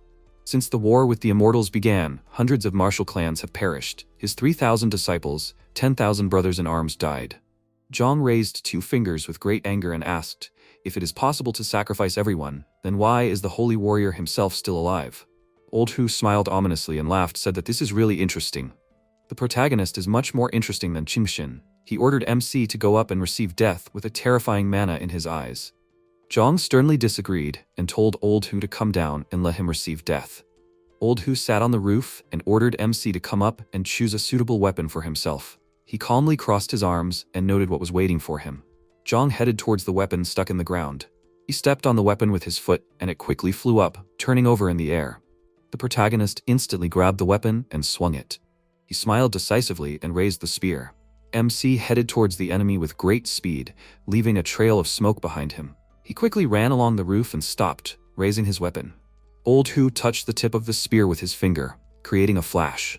Zhang was very surprised and thought, the enemy didn't even use chi, only repelled the attack with his body? The protagonist grinned sinisterly, and using the heavenly demon's retribution, thought that if so, there was nothing left to do but take a risk and fight to the death. MC quickly tried to attack Old Hu, but the enemy stopped the weapon with his finger. Old Hu, blocking the attacks with great speed, noted that this was an army spear technique. It was created specifically against fighters with moth muscles. If you add to this the disintegration of the heavenly demon, this is truly a forceful response to force. Zhang swings his weapon at great speed, trying to strike. Suddenly, the tip of the spear approached Old Hu's back. It touched his back, and a flash appeared. Old Hu clarified that this was a connecting combo. At such an age and has already learned so many techniques? But the technique of disintegration of the heavenly demon is a one-way street. Injure the enemy, and you almost have to bury yourself. Besides the fact that it crosses out MC's path in martial arts, there is no more use from it. Old Hu sharply raised his hands to the sides and broke the spear into many pieces. Zhang slid backwards due to the powerful flow of smoke and wind. He confidently smiled and punched his fist and used the fist of eternal life and thought that this was amazing. This is truly a martial arts genius.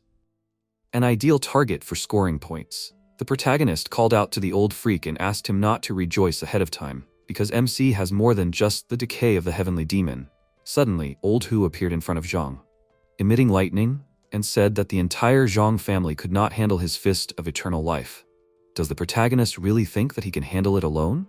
Old Hu punched MC with great force. driving him into the ground. At the same time, the comrades looked at the huge stream of smoke rising up from the broken roof. Lan raised his hand in fear, and the Star Messenger sighed and said that he was sorry. After a while, light spread into the room through the broken roof. Clouds of smoke were flying in the hole in the floor. Old Hu said that Zhang wanted to know why it was always others who died. But not him, the holy warrior? Old Hu confidently looked at the protagonist lying on the floor and replied that it was because they were weak.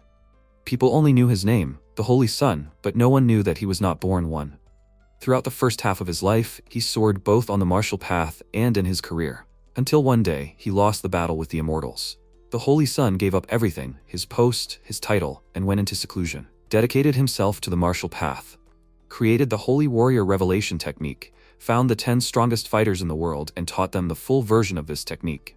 They agreed to meet in 10 years and fight. The winner received the martial arts of the others, and became a martial arts saint.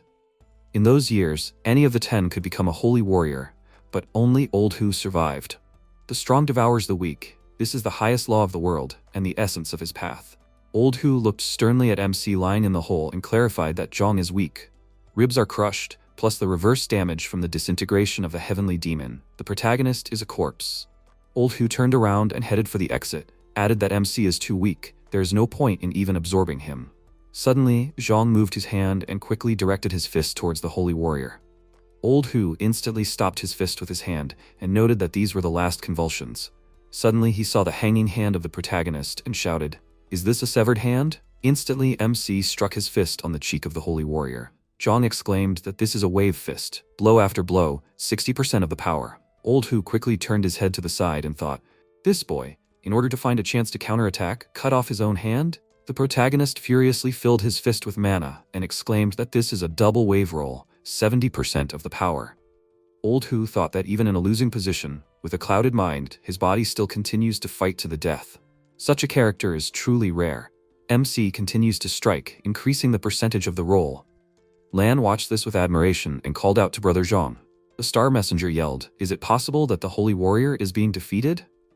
Lan said that it is said that the secret technique of the Chao family is the wave roll.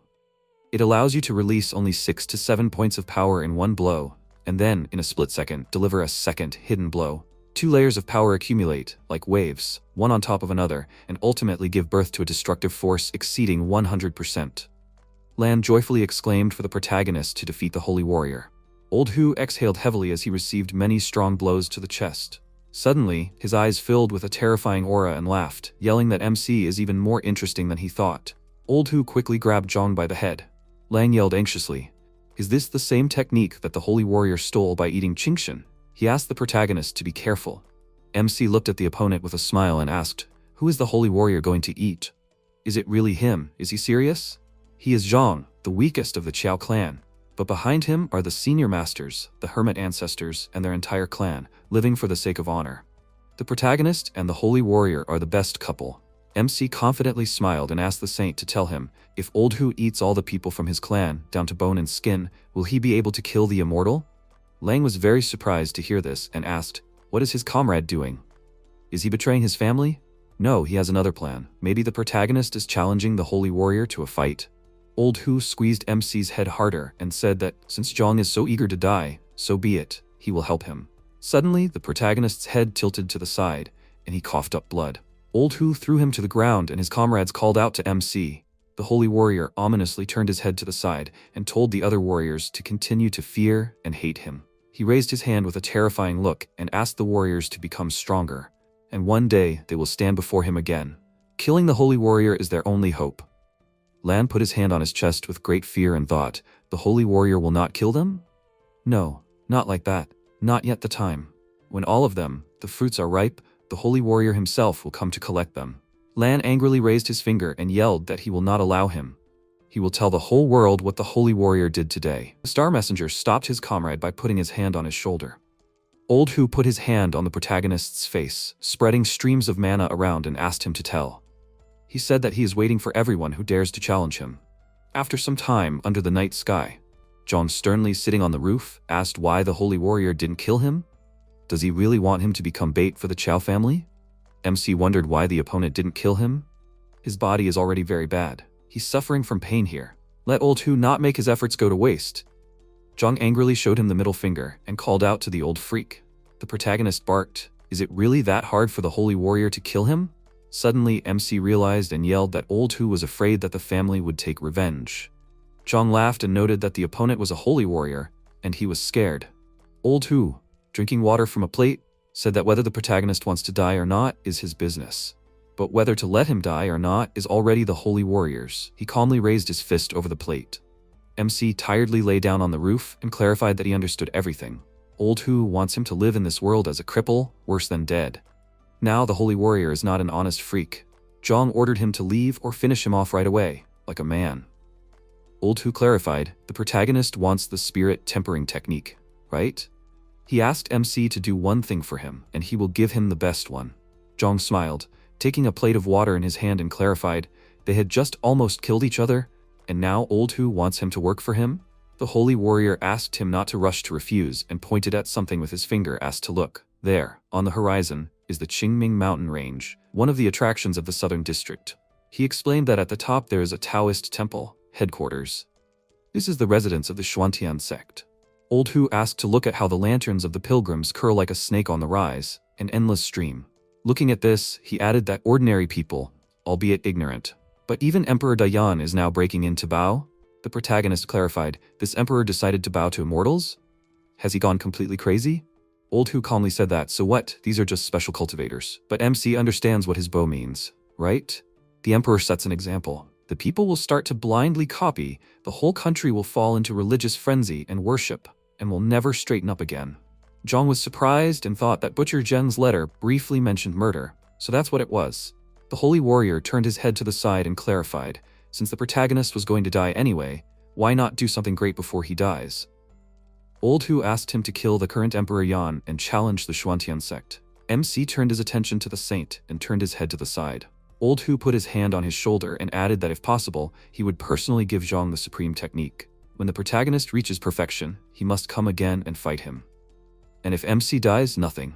Let his family come for revenge. No matter how many of them there are, he will accept them all. And the holy warrior will give them this knowledge.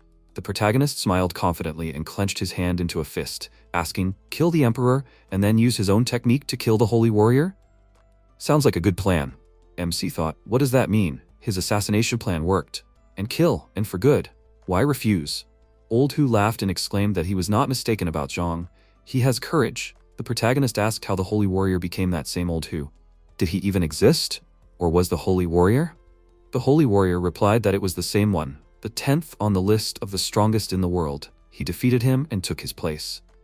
MC noted that this is why the holy warrior hid for so many years. At the same time, one of the 7 great masters of the martial arts path, Wu Zheng, was running through the forest. He quickly jumped onto the roof, and Old Hu noticed that his comrade had finally arrived. It seemed that his comrade had taken everyone who had been following him away. Although the path here was not easy, was it? Xi Zheng pointed out that if he were to die one day, it would definitely not be for the sake of the holy warrior. The holy warrior laughed and asked if he really felt pain when he looked at his own kind. He could try to kill him. Although, that was not what he came for. How many were there? He reported using his ability that there were 4 in the foundation stage. The Xuantian sect had clearly planted Qinxing as bait to lure him out. He noted that they were using up everything they had left, trying to make one last move before the emperor came crawling to bow. The protagonist thought, looking at Xi Zheng in surprise, did this guy just fight an immortal? Did he manage to distract him? How did he do it, and with such injuries? He could heal himself in one breath. The holy warrior stated, placing his hand on the protagonist's back, that he had completely forgotten. He needed to heal him. After all, he was going to kill the emperor. Xi Zheng asked, was he serious? Suddenly he came very close to MC and noticed that his eye was injured. His bones were in pieces, his blood was almost gone, and he had lost another arm. Xiaomu noted that there was no point in looking at him. He wouldn't last long with such a body. He said while he was inflicting a wound on himself that it didn't matter. The protagonist asked in horror why he did that. Xi Zheng restored his arm using his abilities and said that it was much better now. The protagonist asked with a changed face, was he really a Lego figure to him? Suddenly, a green aura began to emanate from his new arm, and MC fell to the ground in pain. After a while, Xiaomu looked at his arm in surprise. Had he really recovered? His level of medicine probably surpassed even Songhe. Now this guy had become his new nightmare. The holy warrior said, turning to Qi Zheng, that he was leaving him to him. He must cure him. and then let him go about his business. His destination is already on the way. At this moment, the emperor was heading to his destination. Sometime later, in the Hucheng tea house, the storyteller told a story from a very humble but extremely handsome swordsman. A few days ago, a holy warrior invited a saint, Qinxing, on a date in a deep forest. Afterwards, the two of them fought fiercely under the moonlight, and then the holy warrior took and shrank her to the state of a dried mannequin. The listeners angrily shouted that this scum did not even spare his adopted daughter. How many years did he raise her, only to kill her himself? The holy warrior is simply a demon. The warrior from the Martial Arts Association, a follower of the Martial Arts Association, coldly asked with his arms crossed, "What are they talking about in their pavilion? Are they even talking such nonsense about the holy warrior? Qinxing is a traitor to the path of martial arts. The holy warrior only took away her chi energy to eradicate the traitor. It was an act of valor. He does everything for the great path." The Xuantian sect cultivator asked angrily, how many people had the Martial Artist Association tricked into training this damn technique? Tomorrow, the holy warrior would devour him. Would he also go, for the sake of the martial arts path? He angrily shouted that he only devoured those who had reached the 3rd stage of spirit cultivation, and he was at the 8th stage. He shouted, grabbing his sword, that after he devoured all his disciples, he would be next. The warrior from the Martial Artist Association shouted that the holy warrior was their last hope. If he finished off the immortals, he would not mind. The Xuantian sect cultivator shouted that he was acting like a loyal dog. He even barked on command. At this time on the street, Qian asked in confusion, was he really devoured internal energy? Was this his technique? After a while in the forest, the star envoy asked, turning to Zhang, how were his injuries? The protagonist noted that he had already fully recovered. Qizhen's methods can literally resurrect the dead, grow bones from meat. By the way, Qizhen, is he also one of the 3,000 disciples of the holy warrior? He spent a couple of days with him. He barely spoke. He noted that this was true. He is one of the 7 sages under the holy warrior. The protagonist asked what this meant. The messenger said that they were the strongest of all the remaining disciples. Of the 3,000, only about 100 survived, and these 7 are the most powerful of them. Each has at least one skill, in which he surpasses even the holy warrior himself. MC thought that the holy warrior had already devoured 3,000 people, about 100 remained. In fact, how is he then different from that heretical sect where Qinxing was a holy maiden? Xiaomu asked if Qizhen's special skill is really medicine. He said that he has no reliable information on this matter. Qizhen asked, does he really think this is medicine? However, he has only just begun to master the technique, the transformation of flesh and blood. Naturally, he cannot feel the difference yet. The protagonist asked, was this technique really invented by a holy warrior? He noted that the real technique is at the level of the 3rd stage of spirit cultivation. He now just has the basic version. Compared to the full technique, it is just makeup and plasticity. The protagonist asked with a gleam in his eyes, does he have a chance to get the full version of this technique? Qizhen asked, turning to the envoy, is he sure that the emperor is really in Hucheng now? MC shouted irritably, why is he always cutting off the conversation mid-sentence? The envoy noted that this information was received from Mo Mingji, the head of the Clear Moon sect. He was the former star envoy, so this is most likely true. Besides, Hucheng is closest to the Qingming Mountains, and the emperor is accompanied by the Taoist Chu Xin. They are staying there. It sounds logical. Xiaomu said that the emperor is slippery like an eel. If this information turns out to be false, then a direct assault on the Qingming Mountains is inevitable. Qizhen noted that he really is a cheerful person. The chance of surviving an assassination attempt is 1 in 100. And what if he does not return? The protagonist said with a smile that it would be even better that way. He said that with such a mood as his, it is not surprising that the holy warrior did not kill him. The protagonist happily said that he does not need to worry about anything. If anything happens, he will cover, and he just needs to run away. Qizhen looked at him with a smile and said that the absorption technique with which the holy warrior draws in the spirit of stage 3 cultivators is just right for him. In the future, he will be able to set foot on the path of spirit cultivation. The holy warrior dragged him into this for a reason. This is a test. If he passes, he will be raised as a new martial path bearer. If he fails, he will become his food. And only if he survives, the test will be counted as passed. MC asked in bewilderment, he must survive, seriously. Xiaomu shouted angrily, what if he dies? That is also a choice. They had another agreement. Let the holy warrior pass on the technique to his relatives. He does not mind it. Qizhen noted, turning to the messenger, that they would first go to the Clear Moon sect to meet with Mo Mingji. The messenger must convey a message to the holy warrior. The messenger said that he understood the order. The protagonist shouted angrily that he had already had enough of him. He must stop cutting off the conversation in mid-sentence. Sometime later, at the foot of the Qingming Mountains in the city of Hucheng, the protagonist and Qizhen arrived at the entrance to the Clear Moon sect. MC noted that it seemed to be a large sect under the wing of the Wuji Union. Why is there no one at the entrance? Qizhen said that no one was greeting them. That was strange. Suddenly, there was a noise, and he noticed that someone was crying, and he smelled blood. Xiaomu said that something had happened there. Did the immortals know they were coming and set up an ambush for them in advance? Qizhen remarked as he opened the gate that they needed to look inside. If it really was an ambush, so much the better. They would flip the trap, grab the enemies, and beat the information out of them. The protagonist remarked with a smile that this was actually his line. He was an ordinary doctor. Why was he so belligerent? They followed the source of the noise. Mingji used his ability and crushed the disciple who was begging for mercy. He asked if they had already arrived. He was surrounded by the disciples he had killed. Mingji rushed at them and shouted that he had been waiting for them for a long time. The protagonist used his ability and grabbed his opponent by the wrist. The MC gritted his teeth and declared that he must not touch the doctor. Let him fight him. Xiaomu threw his enemy aside and rushed at him. They fiercely exchanged a series of blows. Qizhen noticed that this was the leader of the Clear Moon sect. He was once a 4th stage warrior at his peak, but in 70 years he had aged and dropped to 3rd stage. The protagonist shouted that 3rd stage was no problem for him.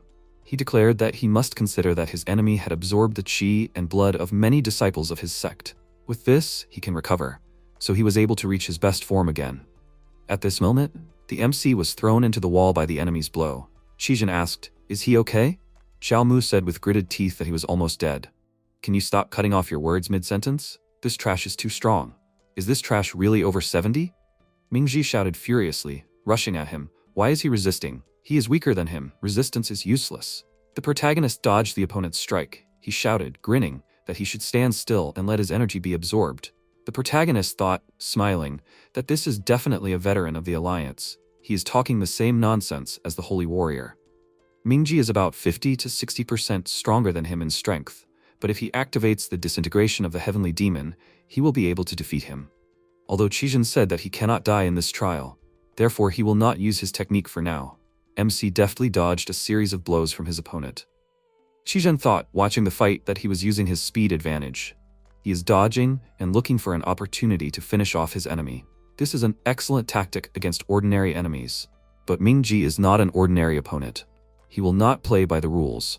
Xiaomu dodged another attack from his enemy at the last moment and thought, gritting his teeth, has he really figured out his movement technique?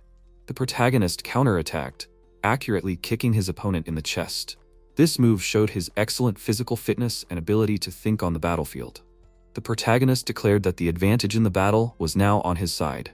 Suddenly, Mingji grabbed his leg with his hand and declared that he was wrong. He was the one who caught him. MC wondered in surprise, why wasn't he afraid to die? Where did he get this familiar feeling from? He slammed him into the ground with force. Xiaomu thought it was a curse. He was seriously injured. Why didn't he react to this? It turns out that he was deliberately going to exchange blows. The protagonist thought, jumping away from the enemy, that his opponent was attacking without any defense. Previously, he would have dreamed of such an opponent. However, now he must survive. Fighting against an opponent while holding back is sheer torture. Qizhen asked, did he still not understand? Mingji had gone crazy. He would not reason with him anymore. Every blow he struck was a suicide attack. He just wanted to kill him. If he had any trump cards left, he advised him to take them out right now. He reminded him, after watching his opponent use a technique to strengthen his body, that if he failed the test, he would be absorbed. Mingji lunged forward to grab the protagonist, who at first looked at him with fear, but eventually his gaze noticed something. At that moment, huge hands grabbed him, and Qizhen thought, is this really the end of the fight? Mingji declared that he had lost. He should obediently become his food. MC asked with a smirk, why did he try to complicate things? If we fight, then until the last breath. Xiaomu used a technique, Heavenly Demon's Reckoning, thanks to which he was able to escape from the enemy's grip. Then the protagonist began to strike his enemy with a series of blows with a smile on his face. The protagonist cried out, gritting his teeth and chuckling, now this fight can already be called interesting. The MC dealt a crushing blow to his opponent, which sent him flying far back.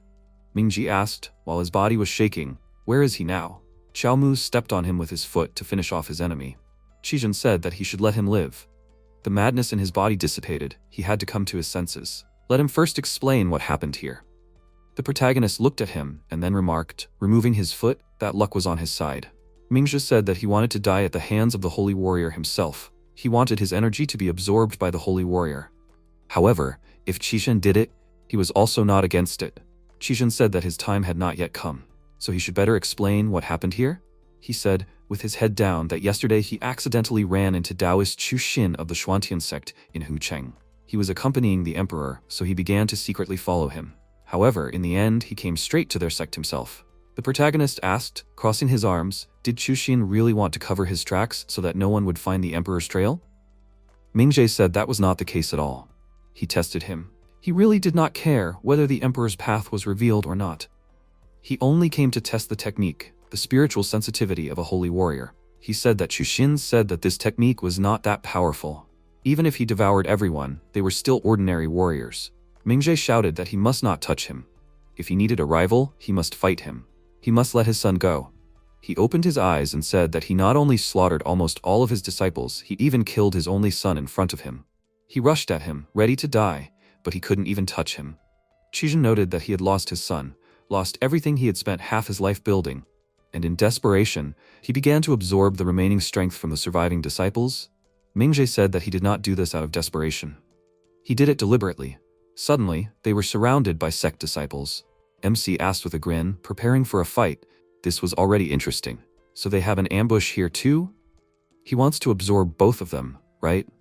Xiaomu thought that these people were from different sects. And they were all masters, he should definitely not underestimate them. Getting surrounded was too disadvantageous, he should first break through them. This was the best plan. To his surprise, they all bowed their heads in a bow. The protagonist asked in confusion, what was going on? They hadn't even started fighting, and they were already all scared?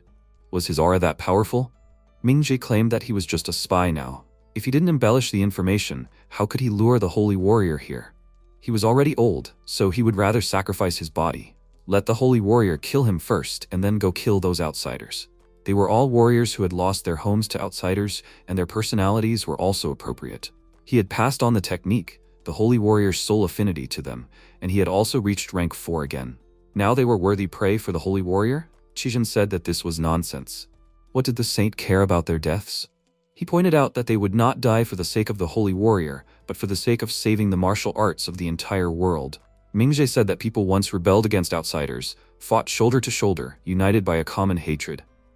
And now they only humiliate themselves before strangers, build temples for them, bow down, pray for protection and well-being, so as not to suffer from natural disasters. But do ordinary people know how many of these disasters were caused by strangers themselves, in order to strengthen their power? He himself witnessed such an act, where a stranger orders his subordinates to do this. Qin Yang asked why the master ordered them to first send a disaster, and then distribute food, helping people. Qi Yan noted with a grin that this is what the master calls the path of worship. The Da-Yang Empire is destined to be in turmoil. There is no other way. But they cannot go too far. The world must be dirty, people must suffer, then they will pray and bring endless gifts. He noted that if because of wars, famine and disasters there are too few people, it will be bad. Therefore, when the people are on the brink, they are obliged to come and supposedly save them from trouble. He laughingly stated that he learned it quickly. Qin Yan pointed out that it was because he had a good teacher. After a while, Mingzhe punched the ground and shouted that if this continued, they would finally become pets raised by outsiders. The protagonist thought that it was no wonder that Songhe had spoken of the strange frequency of disasters recently. In Yancheng, so many refugees had turned to banditry. Could this also be the work of immortals? He pointed out that the path of immortality was stronger than the path of martial arts. Martial arts had been inferior to Taoist techniques for 1,000 years. But there were legends of warriors who achieved the Tao through martial arts. The holy warrior was their greatest hope. They shouted that they were willing to become victims on the path of destroying outsiders. Even if it was just to narrow the gap a little, they would not be willing to do that. The protagonist slapped Mingzhe and shouted that these idiots would be willing to do that. Mingzhe shouted that he was rude. He didn't understand anything. The MC shouted in annoyance while slapping his face with his hand that he should shut up. If he didn't want to save himself, he shouldn't interfere with others. Their motives won't help them hide how pathetic they are. Since they say it's for the people, aren't there any disciples among the people? They hear them screaming for help when they were being absorbed? How are they any different from outsiders? Xiaomu felt like his hand was hurting now. Mingji said that it wasn't like that at all. It was all for the sake of martial arts. Suddenly, the holy warrior appeared behind him and asked, were these his last words? He looked at his stern gaze with fear. He grabbed his face with his hand and began to absorb his energy. The holy warrior asked, if they had lost hope of fighting the cultivators, then they decided to pin all their dreams on some martial arts leader? They were just a bunch of cowards. They are not worthy even to become his victim. They must leave here immediately. Shijin noted that if there was no news from the Mingyue sect, they would continue to search for the emperor. He said that there was no need to do that. A message came from other branches. The emperor had already reached Qingming City. He asked if he was already in that city. This meant that he was probably already at Qingyun Temple. The protagonist noted with a smile that they would no longer be able to attack him on the way. They had only one option left, to break into Qingyun Temple and kill the emperor. After some time in Qingming City, the protagonist and Shizhen followed the servant who led them to the room. MC noted that this was strange. They had not seen a single farm along the way, only shops with incense and candles. Did all the residents really live off of trade with pilgrims? The servant noted with a laugh that they were immediately obvious that they were not locals. They did not need to work the fields here. He said that the elders of the Xuantian sect took pity on them and told them to pray, read sacred texts, go to worship, and they will have food. Naturally, this is only for city residents, and becoming a local is quite difficult. You need to sincerely pray day after day without interruption for 10 years. But compared to the growing taxes of the empire, this place is simply paradise. In other places, taxes are collected in advance for 20 years. It is almost impossible for people to get food. Therefore, people come here from all over the southern province. Xiaomu thought irritably that he had pinned on a token and was now walking proudly. The protagonist asked, and who gets money and food for life if no one works? The servant said that the immortals are so powerful, perhaps they just materialize everything out of thin air. Then he said that these are their rooms, they need to rest if anything, they can call him. The protagonist thought that they take money from the emperor for supposedly peaceful negotiations, and with it they grow their parishioners. All the dirt falls on the empire's shoulders, while they themselves sit clean. This is where the real benefit lies. Qijin said that he should go inside the room and undress. MC asked with a laugh, does he really have strange inclinations?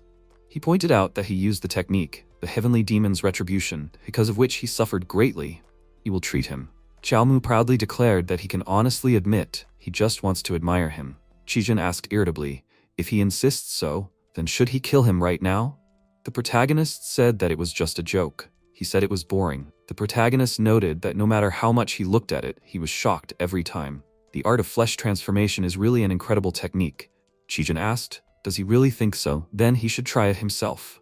Unexpectedly, he struck him and used his ability to heal him. Qijin noted that his external wounds were not scary, but the internal damage to the meridians due to the technique, heavenly demon's retribution, was a problem.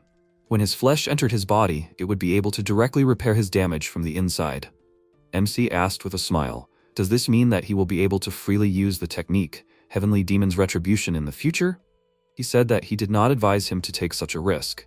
It would take at least 3 days for the meridians to fully recover. However, this would not affect his plan to assassinate the emperor. Xiaomu asked, would it really take 3 days? Does he know the exact time when he will perform the ritual? Qijin noted that it will be the 1st of next month. An auspicious day, ideal for praying and burning incense. Since the operation will begin soon, he should take this. The protagonist happily declared that this is the complete text of the technique. Infinite flesh transformation. He is really giving this to him? He cannot change his mind later.